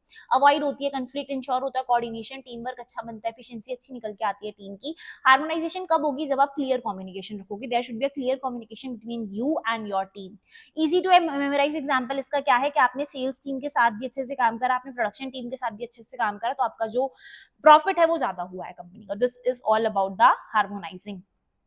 कुछ यहाँ पे इजी टू रीड एग्जांपल्स हैं, आप इन्हें रीड कर लेना। Decision making, directing, human factor, creativity and harmonising objectives, क्योंकि हम ये सब डिटेल में ऑलरेडी अभी पढ़ के आए हैं। हमारा यूनिट 2 का नेक्स्ट टॉपिक आता है लीडरशिप। तो लीडरशिप से हम क्या समझते हैं, the person who guides others, the person who take care of others, and उसे समझा रहा हो कि कैसे काम होना है। These are basically the influential leaders. तो इन्फ्लुएंस करना, इंस्पायर करना, गाइड करना इंडिविजुअल्स को किसके अंदर आता है, हमारा लीडरशिप के अंदर आ रहा होता है। अब लीडरशिप की अगर हम डेफिनेशन की बात करें तो you can see over here कि इन्फ्लुएंस करने की पावर होनी चाहिए अदर्स में। जैसे कि हमारे अगर मोदी जी की बात करें तो he has a very much influential power. जो अभी न्यू स्लोगन निकाला है, मोदी है तो संभव है, this has a lot of influential power in it, कि मोदी है तो संभव है। अब I am not praising any leader as a role because I don't support anyone. तो यहाँ पे उन्होंने क्या निकाला हुआ है इन्फ्लुएंसिंग अदर्स में, कि मोदी है तो संभव है। लोगों के अंदर क्या पार आ रही है कि हाँ यार इन्फ्लुएंस है, मोदी जी हैं तो हो ही जाएगा। सो this is a very strong trait of a leader, कि उनमें इन्फ्लुएंशियल पावर हो। आप अगर किसी भी सेलिब्रिटी को देखते हो जो बहुत ही हाइप में है, those people have a trait कि वो इन्फ्लुएंस कर पा रहे हैं। जब कोई मूवी का कोई आप स्टेप कॉपी करते हो then it has the influential power. Okay, then again agree about what needs to be done, आप उनकी बातों पे एग्री करो कि हाँ भाई ये हो सकता है, आप सही कह रहे हो। अगर आपने कभी भी कोई इंटर्नशिप करी है तो you have always looked your manager, या कोई भी आपको हो सकता है, ऐसा जरूरी नहीं है आपको मैनेजर में ही दिख रहा हो सकता है आपको अपने फाउंडर में, आपको अपने कोई भी सीईओ में, सीएमओ में ट्रेड दिख रहा हो कि हाँ यार ये बंदा ना करवा ही लेता है, इसको जो करवाना है ये करवा के ही मानता है। तो ये क्या है, आपका इन्फ्लुएंशियल है कि आपको समझ में भी नहीं आएगा, they will act as a well wisher of yours कि हम आप ही के भले के लिए कह रहे हैं कि आप अच्छे से काम करो, टाइमली काम करो। बट द थिंग इज कि उनका अपना मोटिव है कि आप टाइम से काम करोगे तो कंपनी का जल्दी बेनिफिट हो रहा होगा। तो what's need to be done, आपको उनका एग्री करना पड़ता है, because they treat you like their own person, they inspire you, they guide you, they will tell कि जब उन्होंने किया था तो क्या हुआ था, तो आप भी इन्फ्लुएंस हो ही जाओगे, आप भी बोलोगे हाँ यार सही कह रहा है। तो इंपॉर्टेंस क्या है लीडरशिप की कि एक डायरेक्शन मिल जाती है, कॉन्फिडेंस आता है, मोटिवेट कर सकते हो आप एम्प्लॉयज को, इंप्रूव होती है इससे परफॉर्मेंस, क्योंकि आप एक अच्छे लीडर हो, आप अचीव कर पाओगे गोल्स जल्दी, आप पॉजिटिव वर्क कर पाओगे। आपने अच्छे लीडर्स देखे तो आपने गंदे लीडर्स भी देखे होंगे, those who don't have a charm in themselves, कुछ मैनेजर्स आपने देखे होंगे, हो सकता है जो नए नए मैनेजर बने हो, those people don't have a charm in themselves, तो वो अच्छे लीडर नहीं बन पाते, बिकॉज वो गाइड ही किससे करेंगे, वो इंस्पायर ही नहीं कर पाएंगे। But those who are good leaders can inspire you to do things that they are doing. Okay, अब टाइप ऑफ लीडरशिप पे क्वेश्चन जो है वो कंफर्म होता है, बहुत बार मैंने देखा है। लेसे फायर पे तो डायरेक्ट क्वेश्चन डिफाइन दिया जाती है आपके 2-3 नंबर वाली, तो ये बहुत इंपॉर्टेंट है। Else I have also told you in the starting of the video कि मैं एक और वीडियो बना दूंगी जहां पे मैं आपको आपके प्रीवियस ईयर क्वेश्चन सॉल्व करके दिखा रही होंगी, बिकॉज पीएमई में मैंने आपको बताया डायरेक्ट क्वेश्चन नहीं आ रहे होते हैं, तो प्लीज मेक श्योर आप प्रीवियस ईयर क्वेश्चंस लगा लें खुद से या फिर मेरी वीडियो देख लें, सो दैट आपको एक आइडिया रहे एग्जाम में क्वेश्चन किस टाइप का आ रहा होता है। ऑटोक्रेटिक लीडरशिप क्या होती है, लीडर मेक डिसीजन अलॉन, यहाँ पे हमारे जो लीडर्स है वो खुद ही डिसीजन अलॉन बना रहे होते हैं, ऑटोक्रेसी चल रही होती है, तो ऑटोक्रेसी इज जहाँ पे बात नहीं सुनी जा रही। India is a democratic country as per words, तो यहाँ पे क्या माना जाता है कि लोग जो कह रहे हैं वही हो रहा होता है। ऑटोक्रेसी में क्या है, जो एक बार आपके नेता ने बोल दिया वही होगा। डेमोक्रेटिक, जैसे मैंने आपको बताया India is a democratic country for words, तो यहाँ पे हमारा जो लीडर है वो ग्रुप्स में डिसीजन बनाता है, ये जो राज्यसभा लोकसभा में जो होता है आपने देखा होगा, तो ये सब डेमोक्रेटिक है। लेसे फायर लीडरशिप क्या होती है, जहाँ पे लीडर एम्प्लॉयज को फ्रीडम दे देता है, do what you want to do, do what you want to do, I just want the profit, आप मुझे लाके दो, जैसा भी आप काम कर रहे हो करो अच्छे से, एंड मैं आपको कोई चीज के लिए फोर्स नहीं करूंगा। ट्रांसफॉर्मेशनल मतलब क्या होता है, यहाँ पे लीडर जो है वो इंस्पायर कर रहा होता है and bring change, leader inspire करके चेंज ला रहा होता है, ठीक है, दैट इज ट्रांसफॉर्मेशनल। लीडर जो है वो आपको इंस्पायर कर रहा है, लीडर आपको बता रहा है हाँ यार ऐसे करोगे, मैंने ऐसे करा था तो ऐसे हुआ था, तो leader is making you inspire. Transactional क्या होता है, आपको रिवॉर्ड्स और पेनल्टीज मिलती हैं, ये आप एलआईसी वाली कंपनीज का एग्जांपल ले सकते हो, अगर आपने ये बेच दिया तो आपको रिवॉर्ड मिलेगा, अगर आपने नहीं मिला तो पेनल्टी भी वो लोग दे देते हैं। वैसे पेनल्टी का क्राइटेरिया ज्यादा नहीं होता, पेनल्टी का क्राइटेरिया क्या होता है, आपको एक बेस पे मिलता है और उसके ऊपर आपको इंसेंटिव्स मिल रहे होते हैं, ठीक है, तो आपने अच्छा काम करा तो इंसेंटिव मिलेगा वरना नहीं मिलेगा। सिचुएशनल लीडरशिप क्या होती है, style changes according to the situation, यहाँ पे हमारा स्टाइल चेंज हो जाता है। लेट्स सपोज जब सीजन का टाइम है, जब आपका लीडर बहुत ज्यादा वो हो गया कि भाई करो करो करो, और जब सीजन का टाइम नहीं है उसने लेसे फायर कर दिया, ठीक है, तो जो आपका स्टाइल है वो चेंज होता रहता है सिचुएशन के अकॉर्डिंग। आप इसका एग्जांपल ले सकते हो, school principal who take the suggestion from teachers democratic to improve the school result, ये किसका एग्जांपल आ गया, डेमोक्रेटिक का, कि स्कूल टीचर जो है, स्कूल का जो प्रिंसिपल है वो टीचर्स से आपकी राय मांग रहा है कि भाई हम क्या क्या करेंगे हमारे स्कूल का रिजल्ट अच्छा हो जाए। डायरेक्टिंग में क्या है, डायरेक्ट मतलब अभी हमने पढ़ा था, ये डायरेक्टिंग तो आप रीड ही कर लो, ऊपर वाली चीज अभी हम पढ़ के आए हैं। मैनेजर एज लीडर्स का क्वेश्चन आता है, इंपॉर्टेंट, नॉर्मल पेन से मैं मार्क कर देती हूँ, इसका क्वेश्चन आता है, लीडरशिप का क्वेश्चन आता है, if you have open your notes तो प्लीज मार्क, ये क्वेश्चंस आते हैं, ठीक है। मैनेजर का काम क्या होता है, प्लान करना, ऑर्गेनाइज करना, कंट्रोल करना, वेयर एज लीडर का जो मेन काम है वो है इंस्पायर करना, मोटिवेट करना, इन्फ्लुएंस करना। There is a huge difference between manager and leaders. Companies में मैनेजर्स बहुत सारे होते हैं, leaders are the top level people who inspire, who comes like eventually and see the results what are going, और अगर company अच्छा नहीं करी तो they inspire, they take the meetings, they make you do the things better way because they have the power to influence, they have the power to motivate you, to inspire you. So manager का काम है plan करना, organise करना, control करना, आपसे काम करवाना, जो लीडर कह रहा है वो आगे डायरेक्ट करना। जब हमारा मैनेजर ही लीडर की तरह एक्ट करता है तब क्या होता है, हमें ये पढ़ना है। तो मैनेजर एज लीडर्स क्या है, सेट करेगा गोल और डायरेक्शन, कम्युनिकेट द विजन, जो वो देख रहा है वही आपको वो दिखा पाए, then it is a good leader. वो देख रहा है मेरी कंपनी अगले 5 सालों में यहाँ से यहाँ होनी चाहिए, वो वही एग्जैक्ट चीज आपको बता पा रहा है कि भाई तुम्हारी कंपनी है, हमारी कंपनी है, हमें इसे यहाँ से यहाँ लेके जाना है, then it is the communicate the vision. वो जो देख रहा है, वो जो सोच रहा है, वो उसके जो दिमाग में गोल्स हैं वो आपको बता पाए, मोटिवेट एंड डेवलप कर पाए। एम्प्लॉयज को डेवलप भी करना जरूरी है। आपका एम्प्लॉय को एक चीज आती थी, आपने उसे वही चीज पे लगाए रखा, तो एम्प्लॉय का कहीं ना कहीं लॉस है। You should give the regular trainings, handle कर पाए चेंज को और कॉन्फ्लिक्ट्स को, क्रिएट कर पाए एक positive culture, then it is a good manager. इसमें आप एक प्रोडक्ट मैनेजर का एग्जांपल ले सकते हो। अब यहाँ पे कुछ लीडरशिप थ्योरीज हैं, ये भी आ जाती है एग्जाम में, तो मैं आपको बता देती हूँ। एक थ्योरी ये कहती है, थ्योरी है, थ्योरी मतलब क्या है कि भाई ऐसा बोला जाता है, ठीक है। थ्योरी मतलब साइंटिफिकली आप मान लो कि भाई ऐसा बोलते हैं लोग। तो थ्योरी, ट्रेट थ्योरी क्या कहती है, आपको पता है ट्रेट क्या होते हैं, जीन्स होते हैं।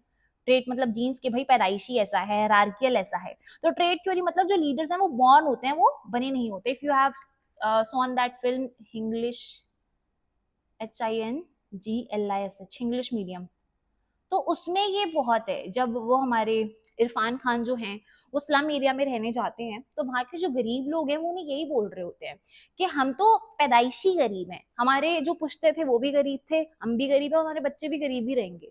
ऐसा माना जाता है। लीडर्स में भी सेम होता है। जो लीडर है उनके मम्मी पापा अगर लीडर्स रहे हैं तो ये बहुत ज्यादा इनबिल्ट होता है कि बच्चों में भी लीडरशिप होती है, ऐसा माना जाता है। इट्स अ थ्योरी, और कहीं ना कहीं मैंने भी ये देखा है, ठीक है। तो ये चीज बहुत हमारी थ्योरी में मानी जाती है कि intelligence, self confidence, determination, integrity, scalability, leadership, drive, ये सब कहाँ से आता है, इनबिल्ट पेरेंट्स से ही आ रहा होता है। अगर आपके पेरेंट्स बहुत अच्छे हैं बोलने में, your parents have a very good will, जैसे आपने देखा होगा, अगर पेरेंट्स दानपूर्ण करते हैं तो बच्चों में भी बाय डिफॉल्ट यही परवरिश आती है, वही मोरल्स आते हैं, वही अपब्रिंगिंग होती है। पेरेंट्स बहुत सेल्फ कॉन्फिडेंस है, पेरेंट्स बहुत बोलने में अच्छे हैं, तो बच्चा भी अल्टीमेटली बोल रहा होता है। अब पेरेंट्स को ही बोलना नहीं आता, पेरेंट्स बहुत डर डर के रहते हैं, तो अल्टीमेटली बच्चा भी वैसे ही रह रहा होता है। तो ट्रेट लीडर्स, जिसने बोला leaders are not born, that are made. Certain inborn traits make the leader possible. But मैं आपको सच बताऊं, अगर मैं आपको सच बताऊं तो आई हैव रेड समवेयर कि आप गरीब घर में पैदा हुए हो, ये आपकी गलती नहीं है। आप ने अपने बच्चों को भी आगे गरीब रखा, ये आपकी गलती है। So you should not, you could be born poor but you should never die poor, you should always earn the things by yourself। तो ये मेरे हिसाब से तो ये सच होना चाहिए, ये ट्रेड थ्योरी जो भी कहती है। बिहेवियरल थ्योरी क्या होती है, लीडरशिप लर्न करी जाती है, दैट इज गुड थिंग, ठीक है। लीडरशिप आप सीखते हो कर करके। तो employ oriented, product oriented, a leader who make the plans work well, initiating structure, also cares for employees, consideration, better results, ये सब मिलते ही हैं। बिहेवियर थ्योरी इज दिस कि आप कर करके सीख रहे हो। मैनेजेरियल ग्रिड क्या होती है, इसके ऊपर क्वेश्चन आ जाता है, ब्लैक और मोटो ने लिखी हुई थी। ये क्या है, इसमें क्या पीपल के लिए भी कंसर्न रख रहे हो, आप प्रोडक्शन के लिए भी कंसर्न रख रहे हो। तो पीपल आप वर्टिकल एक्सेस पे रखते हो, this is vertical access, this is vertical access, और प्रोडक्शन आप हॉरिजॉन्टल पे एक्सेस लिखते हो, दिस इज हॉरिजॉन्टल एक्सेस। तो अगर आपका इम्प्रोवाइज काम है, इसका मतलब लो पीपल और काम भी कम ही हो रहा है, तो हम बुलाते हैं इम्प्रोविस्ट। अगर आपके पास लोग ज्यादा है, काम कम हो रहा है, जैसे कंट्री क्लब मान लो, आप अपने कॉलेज का ही क्लब मान लो, लोग इतने भरे हुए हैं, तुमने छोटा सा इवेंट तुम करा नहीं पाते, तो दैट इज कंट्री क्लब, ठीक है। अब यहाँ पे आगे के हाई प्रोडक्शन है, काम कम है, भाई स्टार्टअप्स में ये होता है, काम इतना सारा आ रहा है, लोग 4 रखे हुए हैं टीम में, दैट इज अथॉरिटी। होना क्या चाहिए, आइडियल केसेस टीम मैनेजमेंट अच्छा होना चाहिए कि हाई पीपल हो और हाई प्रोडक्शन आ रही हो, लोग भी ज्यादा हो और उसको काम करने वाला भी ज्यादा हो, ठीक है। काम भी ज्यादा आ रहा है, लोग भी ज्यादा है। अब यहाँ पे कुछ कॉन्टिजेंसी थ्योरीज है लीडरशिप की, ये सारी नहीं आ रही होती, सिर्फ पाथ गोल थ्योरी आ रही होती है, तो पाथ गोल थ्योरी हम पढ़ लेते हैं, बाकी आप एक बार रीड कर सकते हो, ठीक है। Path goal theory is one which comes in exam, तो हम ये डायरेक्ट आ जाते हैं। हमारा यूनिट 2 का नेक्स्ट टॉपिक आता है लीडरशिप। तो लीडरशिप से हम क्या समझते हैं, the person who guides others, the person who take cares of others, and उसे समझा रहा हो कि कैसे काम होना है। These are basically the influential leaders. तो इन्फ्लुएंस करना, इंस्पायर करना, गाइड करना इंडिविजुअल्स को किसके अंदर आता है, हमारा लीडरशिप के अंदर आ रहा होता है।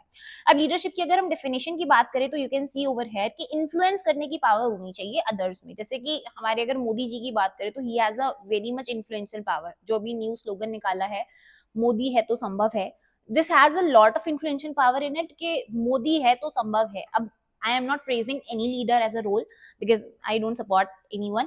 तो यहाँ पे उन्होंने क्या निकाला हुआ है इन्फ्लुएंसिंग अदर्स में, कि मोदी है तो संभव है। लोगों के अंदर क्या पार आ रही है कि हाँ यार इन्फ्लुएंस है, मोदी जी हैं तो हो ही जाएगा। सो this is a very strong trait of a leader, कि उनमें इन्फ्लुएंशियल पावर हो। आप अगर किसी भी सेलिब्रिटी को देखते हो जो बहुत ही हाइप में है, those people have a trait कि वो इन्फ्लुएंस कर पा रहे हैं। जब कोई मूवी का कोई आप स्टेप कॉपी करते हो, then it has the influential power, okay. Then again agree about what needs to be done, आप उनकी बातों पे एग्री करो कि हाँ भाई ये हो सकता है, आप सही कह रहे हो। अगर आपने कभी भी कोई इंटर्नशिप करी है तो you have always looked your manager, या कोई भी आपको हो सकता है, ऐसा जरूरी नहीं है आपको मैनेजर में ही दिख रहा हो सकता है आपको अपने फाउंडर में, आपको अपने कोई भी सीईओ में, सीएमओ में ट्रेड दिख रहा हो कि हाँ यार ये बंदा ना करवा ही लेता है, इसको जो करवाना है ये करवा के ही मानता है। तो ये क्या है, आपका इन्फ्लुएंशियल है कि आपको समझ में भी नहीं आएगा, they will act as a well wisher of yours कि हम आप ही के भले के लिए कह रहे हैं कि आप अच्छे से काम करो, टाइमली काम करो। बट द थिंग इज कि उनका अपना मोटिव है कि आप टाइम से काम करोगे तो कंपनी का जल्दी बेनिफिट हो रहा होगा। तो what's need to be done, आपको उनका एग्री करना पड़ता है, because they treat you like their own person, they inspire you, they guide you, they will tell कि जब उन्होंने किया था तो क्या हुआ था, तो आप भी इन्फ्लुएंस हो ही जाओगे, आप भी बोलोगे हाँ यार सही कह रहा है।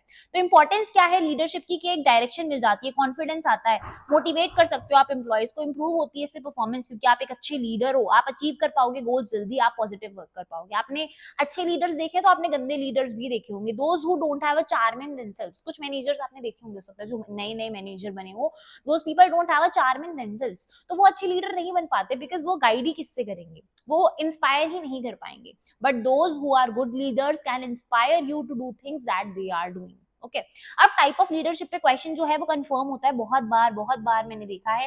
लेसे फायर पे तो डायरेक्ट क्वेश्चन डिफाइन दिया जाती है आपके 2-3 नंबर वाली, तो ये बहुत इंपॉर्टेंट है।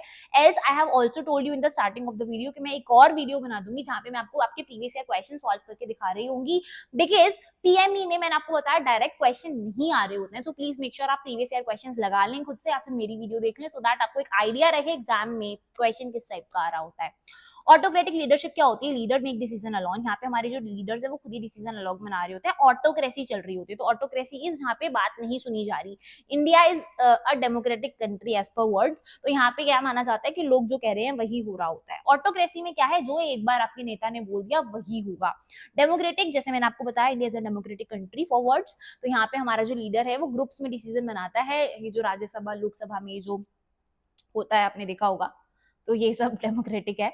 लेसे फायर लीडरशिप क्या होती है, जहाँ पे लीडर एम्प्लॉयज को फ्रीडम दे देता है, do what you want to do, do what you want to do, I just want the profit, आप मुझे लाके दो, जैसा भी आप काम कर रहे हो करो अच्छे से, एंड मैं आपको कोई चीज के लिए फोर्स नहीं करूंगा। ट्रांसफॉर्मेशनल मतलब क्या होता है, यहाँ पे लीडर जो है वो इंस्पायर कर रहा होता है and bring change, leader inspire करके चेंज ला रहा होता है, ठीक है, दैट इज ट्रांसफॉर्मेशनल। लीडर जो है वो आपको इंस्पायर कर रहा है, लीडर आपको बता रहा है हाँ यार ऐसे करोगे, मैंने ऐसे करा था तो ऐसे हुआ था, तो leader is making you inspire.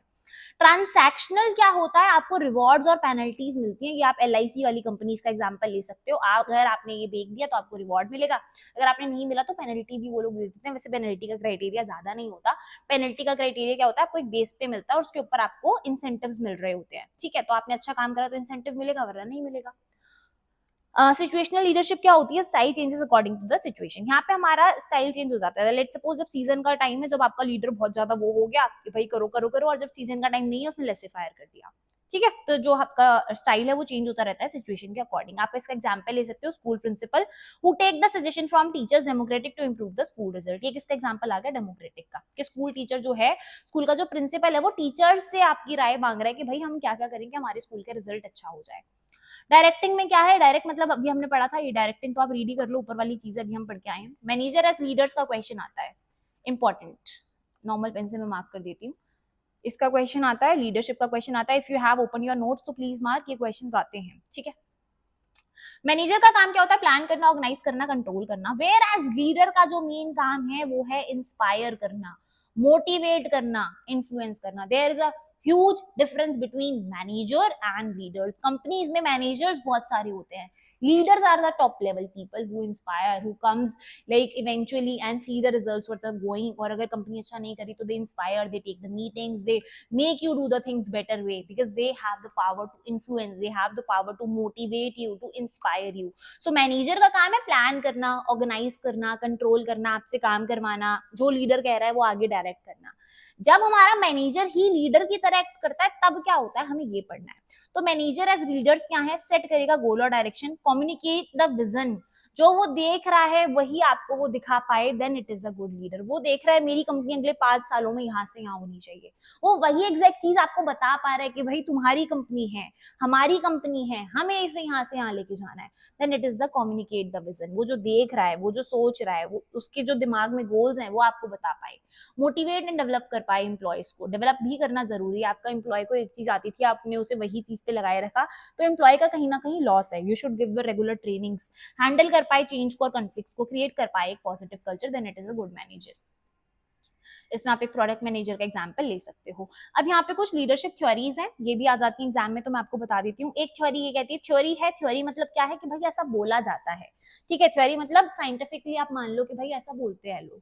तो थ्योरी, ट्रेट थ्योरी क्या कहती है, आपको पता है ट्रेट क्या होते हैं, जीन्स होते हैं।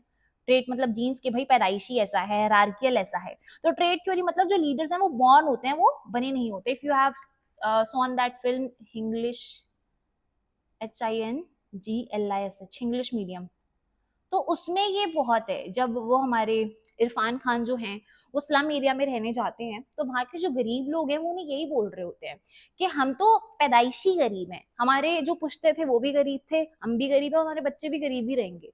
ऐसा माना जाता है, लीडर्स में भी सेम होता है। जो लीडर है उनके मम्मी पापा अगर लीडर्स रहे हैं तो ये बहुत ज्यादा इनबिल्ट होता है कि बच्चों में भी लीडरशिप होती है, ऐसा माना जाता है। इट्स अ थ्योरी, और कहीं ना कहीं मैंने भी ये देखा है, ठीक है। तो ये चीज बहुत हमारी थ्योरी में मानी जाती है कि intelligence, self confidence, determination, integrity, scalability, leadership, drive, ये सब कहाँ से आता है, इनबिल्ट पेरेंट्स से ही आ रहा होता है। अगर आपके पेरेंट्स बहुत अच्छे हैं बोलने में, जो parents have a very good will, जैसे आपने देखा होगा, अगर पेरेंट्स दान पूर्ण करते हैं तो बच्चों में भी बाय डिफॉल्ट यही परवरिश आती है, वही मोरल्स आते हैं, वही अपब्रिंगिंग होती है। पेरेंट्स बहुत सेल्फ कॉन्फिडेंस है, पेरेंट्स बहुत बोलने में अच्छे हैं, तो बच्चा भी अल्टीमेटली बोल रहा होता है। अब पेरेंट्स को ही बोलना नहीं आता, पेरेंट्स बहुत डर डर के रहते हैं, तो अल्टीमेटली बच्चा भी वैसे ही रह रहा होता है। तो ट्रेट लीडर, जिसने बोला leaders are not born, that are made, certain inborn traits make the leader possible. But मैं आपको सच बताऊं, अगर मैं आपको सच बताऊं तो आई हैव रेड समवेयर कि आप गरीब घर में पैदा हुए हो, ये आपकी गलती नहीं है। आप ने अपने बच्चों को भी आगे गरीब रखा, ये आपकी गलती है। So you should not, you could be born poor but you should never die poor, you should always earn the things by yourself। तो ये मेरे हिसाब से तो ये सच होना चाहिए, ये ट्रेड थ्योरी जो भी कहती है। बिहेवियरल थ्योरी क्या होती है, लीडरशिप लर्न करी जाती है, दैट इज गुड थिंग, ठीक है। ये लीडरशिप आप सीखते हो कर करके। तो employ oriented, product oriented, leader who make the plans work well, initiating structure, also cares for employees consideration, better results, ये सब मिलते ही हैं। बिहेवियर थ्योरी इज दिस कि आप कर करके सीख रहे हो। मैनेजेरियल ग्रिड क्या होती है, इसके ऊपर क्वेश्चन आ जाता है, ब्लैक और मोटो ने लिखी हुई थी। क्या है इसमें, क्या पीपल के लिए भी कंसर्न रख रहे हो आप, प्रोडक्शन के लिए भी कंसर्न रख रहे हो। तो पीपल आप वर्टिकल एक्सेस पे रखते हो, this is vertical access, this is vertical access, और प्रोडक्शन आप हॉरिजॉन्टल पे एक्सेस लिखते हो, दिस इज हॉरिजॉन्टल एक्सेस। तो अगर आपका इम्प्रोवाइज काम है, इसका मतलब लो पीपल और काम भी कम ही हो रहा है, तो हम बुलाते हैं इम्प्रोविस्ट। अगर आपके पास लोग ज्यादा है, काम कम हो रहा है, जैसे कंट्री क्लब मान लो, आप अपने कॉलेज का ही क्लब मान लो, लोग इतने भरे हुए हैं, तुमने छोटा सा इवेंट तुम करा नहीं पाते, तो दैट इज कंट्री क्लब, ठीक है। अब यहाँ पे आ गया कि हाई प्रोडक्शन है, काम कम है। भाई स्टार्टअप्स में ये होता है, काम इतना सारा आ रहा है, लोग 4 रखे हुए हैं टीम में, तो दैट इज अथॉरिटी। होना क्या चाहिए, आइडियल केसेस टीम मैनेजमेंट अच्छा होना चाहिए कि हाई पीपल हो और हाई प्रोडक्शन आ रही हो, लोग भी ज्यादा हो और उसको काम करने वाला भी ज्यादा हो, ठीक है। काम भी ज्यादा आ रहा है, लोग भी ज्यादा है। अब यहाँ पे कुछ कॉन्टिजेंसी थ्योरीज है लीडरशिप की, ये सारी नहीं आ रही होती, सिर्फ पाथ गोल थ्योरी आ रही होती है, तो पाथ गोल थ्योरी हम पढ़ लेते हैं, बाकी आप एक बार रीड कर सकते हो, ठीक है। Path goal theory is one which comes in exam, तो हम ये डायरेक्ट आ जाते हैं। यार तो पाथ गोल थ्योरी जो है वो रॉबर्ट हाउस ने दी थी, काफी फेमस थ्योरी है, एग्जाम में भी इसका क्वेश्चन आ ही रहा होता है, मैंडेटरी क्वेश्चन टाइप्स ऑफ है। रॉबर्ट हाउस ने क्या बोला था कि जो क्लियरिटी है, लीडर्स जो है वो क्लियरिटी देते हैं पाथ टू गोल्स, कि कैसे हमें काम करना है, पूरा हमें क्लैरिफाई करके देंगे, एंड ऑब्स्टेकल्स को रिमूव कर देंगे, so that followers are motivated to achieve. मतलब आपका ये पाथ है, यहाँ पे अड़चने थी, जो हमारे लीडर्स थे उन्होंने अड़चनों को हटा दिया, आपका पाथ क्लियर है, आप आराम से जा सकते हो, कुछ इस टाइप से आप इमेजिन कर सकते हो। तो जो लीडर्स हैं वो आपकी अड़चने हटा देंगे, आपके ऑब्स्टेकल्स हटा देंगे, and you can clearly follow your path, जिससे कि हमारे जो फॉलोअर्स हैं वो मोटिवेटेड रहें अपने रिजल्ट को अचीव करने में। अब ये काम कैसे करते हैं, हम आपके लिए क्लैरिफाई कर देते हैं गोल्स को, कि कहाँ जाना है, कैसे जाना है, वो सब हमने पहले ही बता दिया। देन हमारे पास आ गया इंप्रूव करते हैं, हम आइडेंटिफाई करते हैं हम बेस्ट पाथ को जो भी पॉसिबल हो सकता है, हम रिमूव कर देंगे सारे ऑब्स्टेकल्स को, हम प्रोवाइड करेंगे सपोर्ट एंड रिवॉर्ड। देखो ये रहा लीडर और ये रहा हमारा जो भी हमारा फॉलोअर है। तो फॉलोअर आराम से ऊपर चढ़ पा रहा है बिकॉज लीडर उसके पीछे है, leader is helping him to achieve the goal, ठीक है जी। अब इसके स्टाइल्स हैं कुछ कि हमारा डायरेक्टिव है, सपोर्टिव है, पार्टिसिपेटिव है और अचीवमेंट है। डायरेक्टिव का मतलब क्या होता है कि लीडर हमें बता रहा है व्हाट टू डू और गिव गाइडेंस, आपको बता रहा है ऐसे ऐसे चलो और गाइडेंस दे रहा है। सपोर्टिव का मतलब है कि leader shows concern for followers, ये लीडर आपसे पूछ रहा है, आपसे फ्रेंडली है कि भाई पहुंच गए या नहीं पहुंचे, अभी क्या रह गया, चलो मैं करवा देता हूँ। पार्टिसिपेटिव मतलब क्या होता है, leader involves followers in decision, अब लीडर्स अपने फॉलोअर्स को भी डिसीजंस में ले रहा है, leader is taking meeting with followers also कि आप बताओ अब नेक्स्ट क्या करना चाहिए। This is a very good style, क्योंकि यहाँ पे टू वे कम्युनिकेशन होता है, जो आपके फॉलोअर्स हैं दे आर आल्सो इम्प्रेस कि भाई हमारा लीडर बहुत कीन है, हमारा लीडर बहुत सपोर्टिव है। अचीवमेंट ओरिएंटेड क्या होता है कि लीडर जो है वो आपके लिए चैलेंज सेट कर देता है और एक्सपेक्ट करता है आपसे बेस्ट परफॉर्मेंस। अचीवमेंट ओरिएंटेड ये होता है जैसे आपकी क्लास टीचर आपको बता रही है ये प्रोजेक्ट फाइल बनानी है, जिसकी भी सबसे अच्छी आई उसने उसको अप्रिशिएट किया, वो एक्सपेक्ट ये कर रही होती है कि आप सभी अच्छा सा करके लाओ because she has made the challenging goals for you. तो ये वाला स्टाइल होता है, इसी चीज को आप डिफरेंस की फॉर्म में यहाँ से पढ़ सकते हो। इजी टू मेमोराइज क्या है कि आपका टीचर जो है वो आपको सिलेबस बताता है, आपके डाउट्स क्लियर करता है, आपको एनकरेज करता है, मोटिवेट करता है, रिवॉर्ड देता है, रिकॉग्निशन देता है, thank you. I am also this kind of example, है ना, ये मैं हूँ और ये मेरे 15 बैठे हुए हैं, तो हम भी यही काम कर रहे होते हैं। नेक्स्ट आ जाते हैं कंटेम्प्रेरी व्यूज ऑफ लीडरशिप पे। यहाँ पे आ जाता है हमारा कंटेम्प्रेरी व्यू ऑफ लीडरशिप भी एग्जाम में लिखने को आ रहा होता है, ठीक है। Path goal theory is very important, know thing is like that कि नहीं आती, I have never seen an exam जिसमें पाथ गोल थ्योरी नहीं आई हो, आ जाती है। ट्रांसफॉर्मेशनल लीडरशिप मैंने आपको बताया था, अभी हम ऊपर भी पढ़ के आए थे टाइप्स ऑफ लीडरशिप में, जहाँ पे हमने लेसे फायर पढ़ा था कि एम्प्लॉयज को आप खुला छोड़ देते हो, जो करना है करो। ट्रांसफॉर्मेशनल में हमने पढ़ा था कि हमारा जो लीडर है वो हमें इंस्पायर कर रहा होता है, हमें ट्रांसफॉर्म कर रहा होता है। तो ट्रांसफॉर्मेशनल में हमारी ट्रांसफॉर्मेशन ही हो रही होती है, हमें ट्रांसफॉर्म कर रहा होता है लीडर आकर के। And followers to achieve more than expected, followers को क्या बोल रहा होता है, इतना तुम नहीं कर सकते जब भी तुम इतना ही करोगे, ठीक है। तो हमारी यहाँ पे इंस्पिरेशन होती है, हमें वो इंस्पायर करता है, हमें वो गाइड करता है, तो हम कर लेते हैं। सर्वेंट लीडरशिप क्या होती है कि लीडर जो है वो सर्व कर रहा है फॉलोअर्स को, उल्टा ही काम हो रहा है कि लीडर जो है वो फॉलोअर्स का ज्यादा ध्यान रख रहा है और उन्हें ग्रो करने में हेल्प कर रहा है। तो लीडर बहुत एम्पैथी है, लीडर बहुत सुनता है, अवेयरनेस है, उसमें बहुत परसुएशन है। कुछ गर्ल्स के पापा ऐसे होते हैं जो बहुत ज्यादा सर्व करते हैं गर्ल्स को, बहुत पसंद करते हैं गर्ल्स को, आराम से काम करवाते हैं उनसे, है ना। तो this kind of example you can take, भले ही वो लड़कों को बहुत वैसे ट्रीट करते हैं। ऑथेंटिक क्या होता है कि हमारा लीडर जेन्युइन है भाई, एथिकल है, ट्रांसपेरेंट है। मेरे पापा ऐसे ही है, मेरे लिए और मेरे भाई के लिए सेम है। अभी हम परसों ना कूलर उठा के ला रहे थे, तो मेरा भाई और मैं बराबर में कूलर, मैंने कहा मैं नहीं दिख रही, आई एम ऑल्सो गर्ल। तो ऑथेंटिक मतलब भाई दोनों के लिए बराबर है, जेन्युइन है, एथिकल है, ट्रांसपेरेंट है, जैसा है वैसा ही है। एथिकल क्या होता है, what is right and fair, वही करेंगे जो राइट एंड फेयर है। एम्पावरिंग लीडरशिप क्या होती है, giving authority and encouraging them. आपने अब लोगों को ही अथॉरिटी दे दी, आपने अब अपने जो फॉलोअर्स हैं उन्हें अथॉरिटी दे दी कि अब आप ही डिसीजन मेक कर लो, ठीक है। तो leader who allows team to make the decisions, यहाँ पे ये एग्जांपल में भी लिखा हुआ है। क्रॉस कल्चरल क्या होता है कि भाई हम अब अपनी जो लीडरशिप है उसे अमंग कंट्रीज लेके जा रहे हैं। अब हमारा एक ही ऑर्गेनाइजेशन एक ही कंट्री में नहीं है, we are now a MNC, we are not now a multinational organisation. तो यहाँ पे क्या है कि हमारा जो ग्लोबल बिजनेस है वो एक सक्सेस बने, हमारी कम्युनिकेशन बहुत स्ट्रांग होनी चाहिए, बिकॉज कल्चरल डिफरेंस बहुत आ सकते हैं। अब जैसे यहाँ पे हमारे कुछ ऑफिसेज हैं, या मान लो जो कॉलेजेस हैं, वहाँ पे मैंडेटरी है कि हमारी टीचर साड़ी पहन के ही आ रही हो, सूट पहन के ही आ रही हो। बट जो हमारे अच्छे फॉरेन यूनिवर्सिटीज हैं वहाँ पे teacher also wear the crop tops, वहाँ पे teacher also wear the short dresses, western dresses. तो यहाँ पे कम्युनिकेशन इज द की, आपका ओपन माइंडेड होना इज वेरी इंपॉर्टेंट, आपका रिस्पेक्टफुल होना, आपका अडेप्टेबल होना इज वेरी इंपॉर्टेंट, क्या आपको समझ में आ रहा हो यार, हाँ वहाँ पे ऐसा ही होता है, ऐसा हो सकता है। आप गुड कम्युनिकेटर होने चाहिए हो, आप कल्चरली सेंसिटिव होने चाहिए हो, आप फॉरेन कल्चर भी समझ रहे हो, फॉरेनर्स आपका कल्चर भी समझ रहे हो, if they have any school, any college in your company, any organisation in your country. Challenges क्या आते हैं, language barrier is the first challenge, value और बिलीफ्स मैच नहीं करते। भाई इंडिया में तो हम पूजा पाठ करके ही काम स्टार्ट करते हैं, वहां पे नहीं होता। डिफरेंट वर्क स्टाइल्स हो सकते हैं, स्टीरियोटाइप हो सकते हैं कि भाई ये क्या बात हुई, तुम ऐसे कैसे कर रहे हो, खुलेआम ये सब कैसे हो रहा है, ऐसे डिफरेंट एक्सपेक्टेशन रखना। इजी टू मेमोराइज एग्जांपल क्या है, members of India, USA, Japan and Germany जो है वो आके काम कर रहे हैं, ठीक है। यहाँ पे आ गया आपका लीडरशिप ट्रेनिंग, तो लीडर को ट्रेनिंग तो देनी ही चाहिए। मेथड्स ऑफ लीडरशिप ट्रेनिंग, आप केस स्टडीज पढ़ा रहे हो, रोल प्लेइंग सिखा रहे हो, सिमुलेशन एक्सरसाइज करवा रहे हो, ऑन जॉब ट्रेनिंग दे रहे हो, मेंटरिंग और कोचिंग कर रहे हो अपने एम्प्लॉइज की, क्लासरूम ट्रेनिंग दे रहे हो, वर्कशॉप्स और सेमिनार्स करवा रहे हो उनके लिए, so that they are growing and doing things. Objective क्या है कि डेवलप हो, एक अच्छी लीडरशिप क्वालिटी इंप्रूव हो जाए, कम्युनिकेशन डिसीजन अच्छी हो, आपका कॉन्फिडेंस अच्छा बने और आपका फ्यूचर लीडरशिप रोल्स अच्छे हो। इसके बेनिफिट भी सेम ही ऑब्जेक्टिव जैसे ही, इजी टू मेमोराइज किया, डिसीजन मेकिंग अच्छी होगी, अब कम्युनिकेशन अच्छी होगी, प्रॉब्लम सॉल्विंग अच्छे से हो जाएगी थ्रू आउट द एक्टिविटीज, क्योंकि अब आप उन्हें सिखा रहे हो।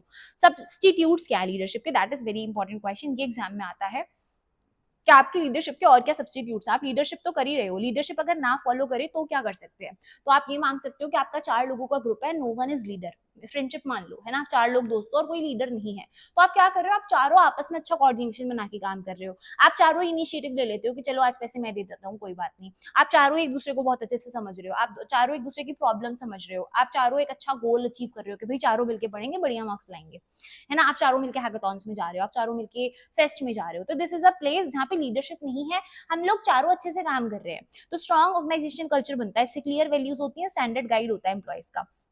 अ company with strong ethics, employ know what is right, यहाँ पे एम्प्लॉयज को पता है कि क्या ठीक है, आप ऐसा मान सकते हो कि 3 लोगों ने मिलकर कोई ट्यूशन सेंटर चालू करा है और तीनों को पता है कि भाई मैं अपने बच्चे पढ़ाऊंगा, मैं अपने बच्चे पढ़ाऊंगा, मैं अपने बच्चे पढ़ाऊंगा, कोई दिक्कत ही नहीं आ रही है। Employees follow rules without much supervision, यहाँ पे कोई सुपरविजन है ही नहीं, एम्प्लॉयज को पता है कि हमारे ये रूल्स है, हम इन्हीं को फॉलो करेंगे, कोई हमें देखने वाला नहीं है और ना ही हम गलत काम कर रहे, then it is the good leadership, then it is a good thing कि आप अपना क्रॉस वो जो है वो कर रहे हो, सब्सिट्यूट ले आ रहे हो लीडरशिप का। Competent and motivated employ, skilled and self motivation यहाँ पे जरूरी है, क्योंकि यहाँ पे कोई आके आपको मोटिवेट नहीं करेगा, जैसे ऊपर तो लीडर्स आपको मोटिवेट कर रहे थे, वो लोग आपको इंस्पायर कर रहे थे, now here is no one कि जो आपको इंस्पायर करे, आपको खुद ही सब कुछ फिगर आउट करना पड़ेगा, आप स्किल्ड भी खुद ही होंगे, वो ऐसे वर्क ग्रुप बन जाता है, आप साथ में काम कर रहे होते हो, क्लियर गोल्स होते हैं, एम्प्लॉयज जो है वो अच्छे से काम कर लेते हैं, तो आप इसको याद कर लेना, कल्चर है, रूल्स है, कॉम्पिटेंट है, कोहेसिव है और क्लियर गोल्स है, ठीक है। I hope the things are clear. अब मैंने आपके लिए एक फ्लो चार्ट भी बनाया है कंप्लीट यूनिट 1 कंप्लीट यूनिट 2 का, सिमिलरली मैंने यूनिट नंबर 1 की वीडियो में भी आपको यूनिट नंबर 1 कंप्लीट से 5 to 10 मिनट्स में पूरी यूनिट रिवाइज करवा दी थी। सिमिलरली एक बार यहाँ पे दिखा देती हूँ, यूनिट 2 के 4 पार्ट्स हैं, प्लानिंग, डिसीजन मेकिंग, डायरेक्टिंग और लीडरशिप हमारा। तो हम सबसे पहले प्लानिंग पे आ जाते हैं। प्लानिंग में हमने क्या क्या पढ़ा था दी, हमने प्लानिंग में पढ़ा था कि प्लानिंग क्या है, एडवांस में हम डिसाइड करके रखते हैं कि हमें क्या करना है, कैसे करना है, कहाँ करना है, कौन कर रहा होगा, हम ब्रिज कर रहे होते हैं गैप को कि कैसे काम हो रहा होगा, but we want to be, मैंने सोचा है मैं मोमोज का ठेला लगाऊंगी, तो चटनी कहाँ से आएगी, मोमोज कहाँ से आएंगे, हम ठेला कहाँ से लाएंगे, हम ठेला लगाएंगे कहाँ पे,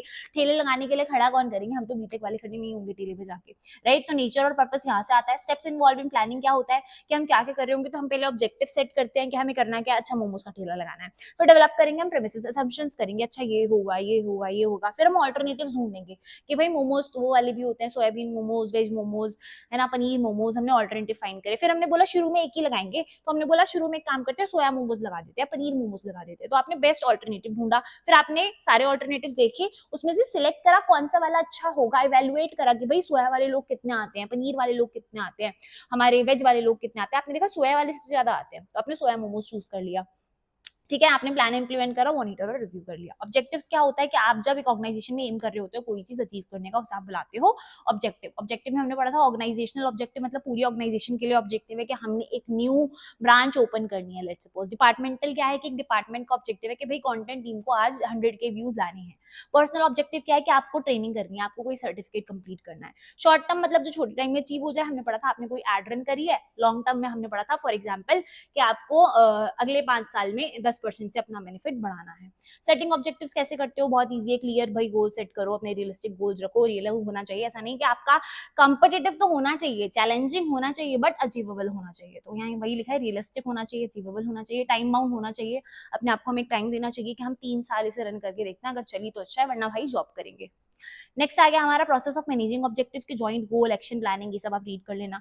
अब आ गए हम अपने यूनिट 1 के स्ट्रैटेजीज पे। स्ट्रैटेजी क्या थी, हमारा लॉन्ग टर्म प्लान था जिससे हम कंपिटेटिव एडवांटेज अचीव करते हैं। कंपिटेटिव एडवांटेज आप दोबारा पढ़ते हो नीचे आकर के यहाँ पे भी, तो ये प्लान है, ये प्लान है लॉन्ग टर्म जिससे आप कंपिटेटिव एडवांटेज अचीव कर सकते हो।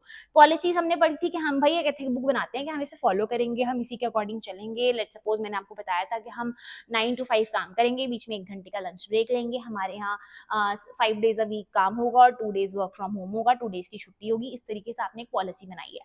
कंपटीटर इंटेलिजेंस हमने पढ़ा था, बहुत ज्यादा इंपॉर्टेंट है, जिससे कि हम समझ सके कि हमारे कंपटीटर्स क्या कर रहे हैं। कोलगेट देख रहा है कि पेप्सोडेंट क्या कर रहा है, हमारा जेप्टो देख रहा है कि हमारा ब्लिंकिट क्या कर रहा है, हमारा स्विगी देख रहा है कि जोमेटो क्या कर रहा है, सो दैट हमें पता चले कि what the people are doing. मैंने आपको एग्जांपल दिया था वैलेंटाइन वीक में जेप्टो का, ब्लिंकिट का, इंस्टामार्ट का, सबका इंटरफेस सेम हो गया था। सबने अपने अलग अलग डेज के हिसाब से अलग अलग थीम्स बनाए थे। टेडी डे था और वो भी था सिंगल मोड और मिंगल मोड। सिंगल मोड करते थे तो नॉर्मल इंटरफेस आता था, मिंगल मोड में बहुत सुंदर सुंदर चीजें आती थी, क्या भाई टेडी डे तो टेडी गिफ्ट कर दो, ये सब। बेंच मार्किंग हमने पढ़ा था कि अपने आप को बेस्ट से कंपेयर करना है हमें मार्केट में। फोरकास्टिंग क्या था कि हमें पिछले डेटा से फ्यूचर ट्रेंड्स प्रिडिक्ट करवाने हैं। इसमें हमने पढ़ा था कि आप सर्वे करवा लो, आप जो भी जजमेंट लोग हैं, जो भी अच्छे लोग हैं मार्केट में, प्री फॉर्म लोग हैं, उनसे अपना सलाह ले लो कि चलेगा या नहीं चलेगा। तो फोरकास्टिंग मतलब आप भाई बता कर रहे हो फ्यूचर में क्या होने वाला है। इसी का इन्होंने अच्छा सा सुंदर सा चित्र बनाया हुआ है। Next come part 2 decision making. Decision making बहुत ही सिंपल था कि आप डिसीजन कैसे ले रहे होगे। डिसीजन में भी सेम ही स्टेप्स फॉलो हो रहे थे कि आप प्रॉब्लम को समझो, उससे रिलेटेड डेटा कैटर करो एंड देन अपने अल्टरनेटिव ढूंढो, अल्टरनेटिव को इवैल्यूएट करो। इवैल्यूएट करने के बाद आप उसमें से बेस्ट अल्टरनेटिव निकालो, डिसीजन लो एंड डिसीजन लेने के बाद आप इवैल्यूएट करो कि आपने डिसीजन ठीक लिया था या नहीं लिया था। इसका एग्जाम्पल मैंने आपको अपने खोए हुए फोन का दिया था।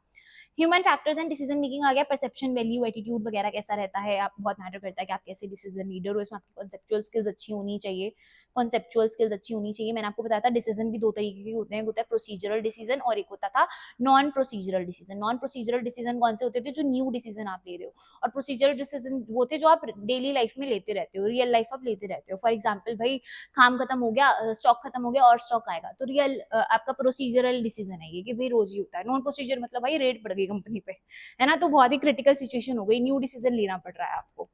Next comes our third topic, that is leadership. Leadership मैंने आपको बताया कि हमें इंस्पायर करने की कैपेबिलिटी होनी चाहिए, हमें गाइड करने की, मोटिवेट करने की कैपेबिलिटी होनी चाहिए। हम लोगों को बता सके कि आप अच्छा कर सकते हो, आप अच्छा करो। तो हमने ये भी पढ़ा था इसमें कि मैनेजर लीडर कैसे बन सकता है। मैनेजर क्या करता है, प्लान, ऑर्गेनाइज और कंट्रोल करता है।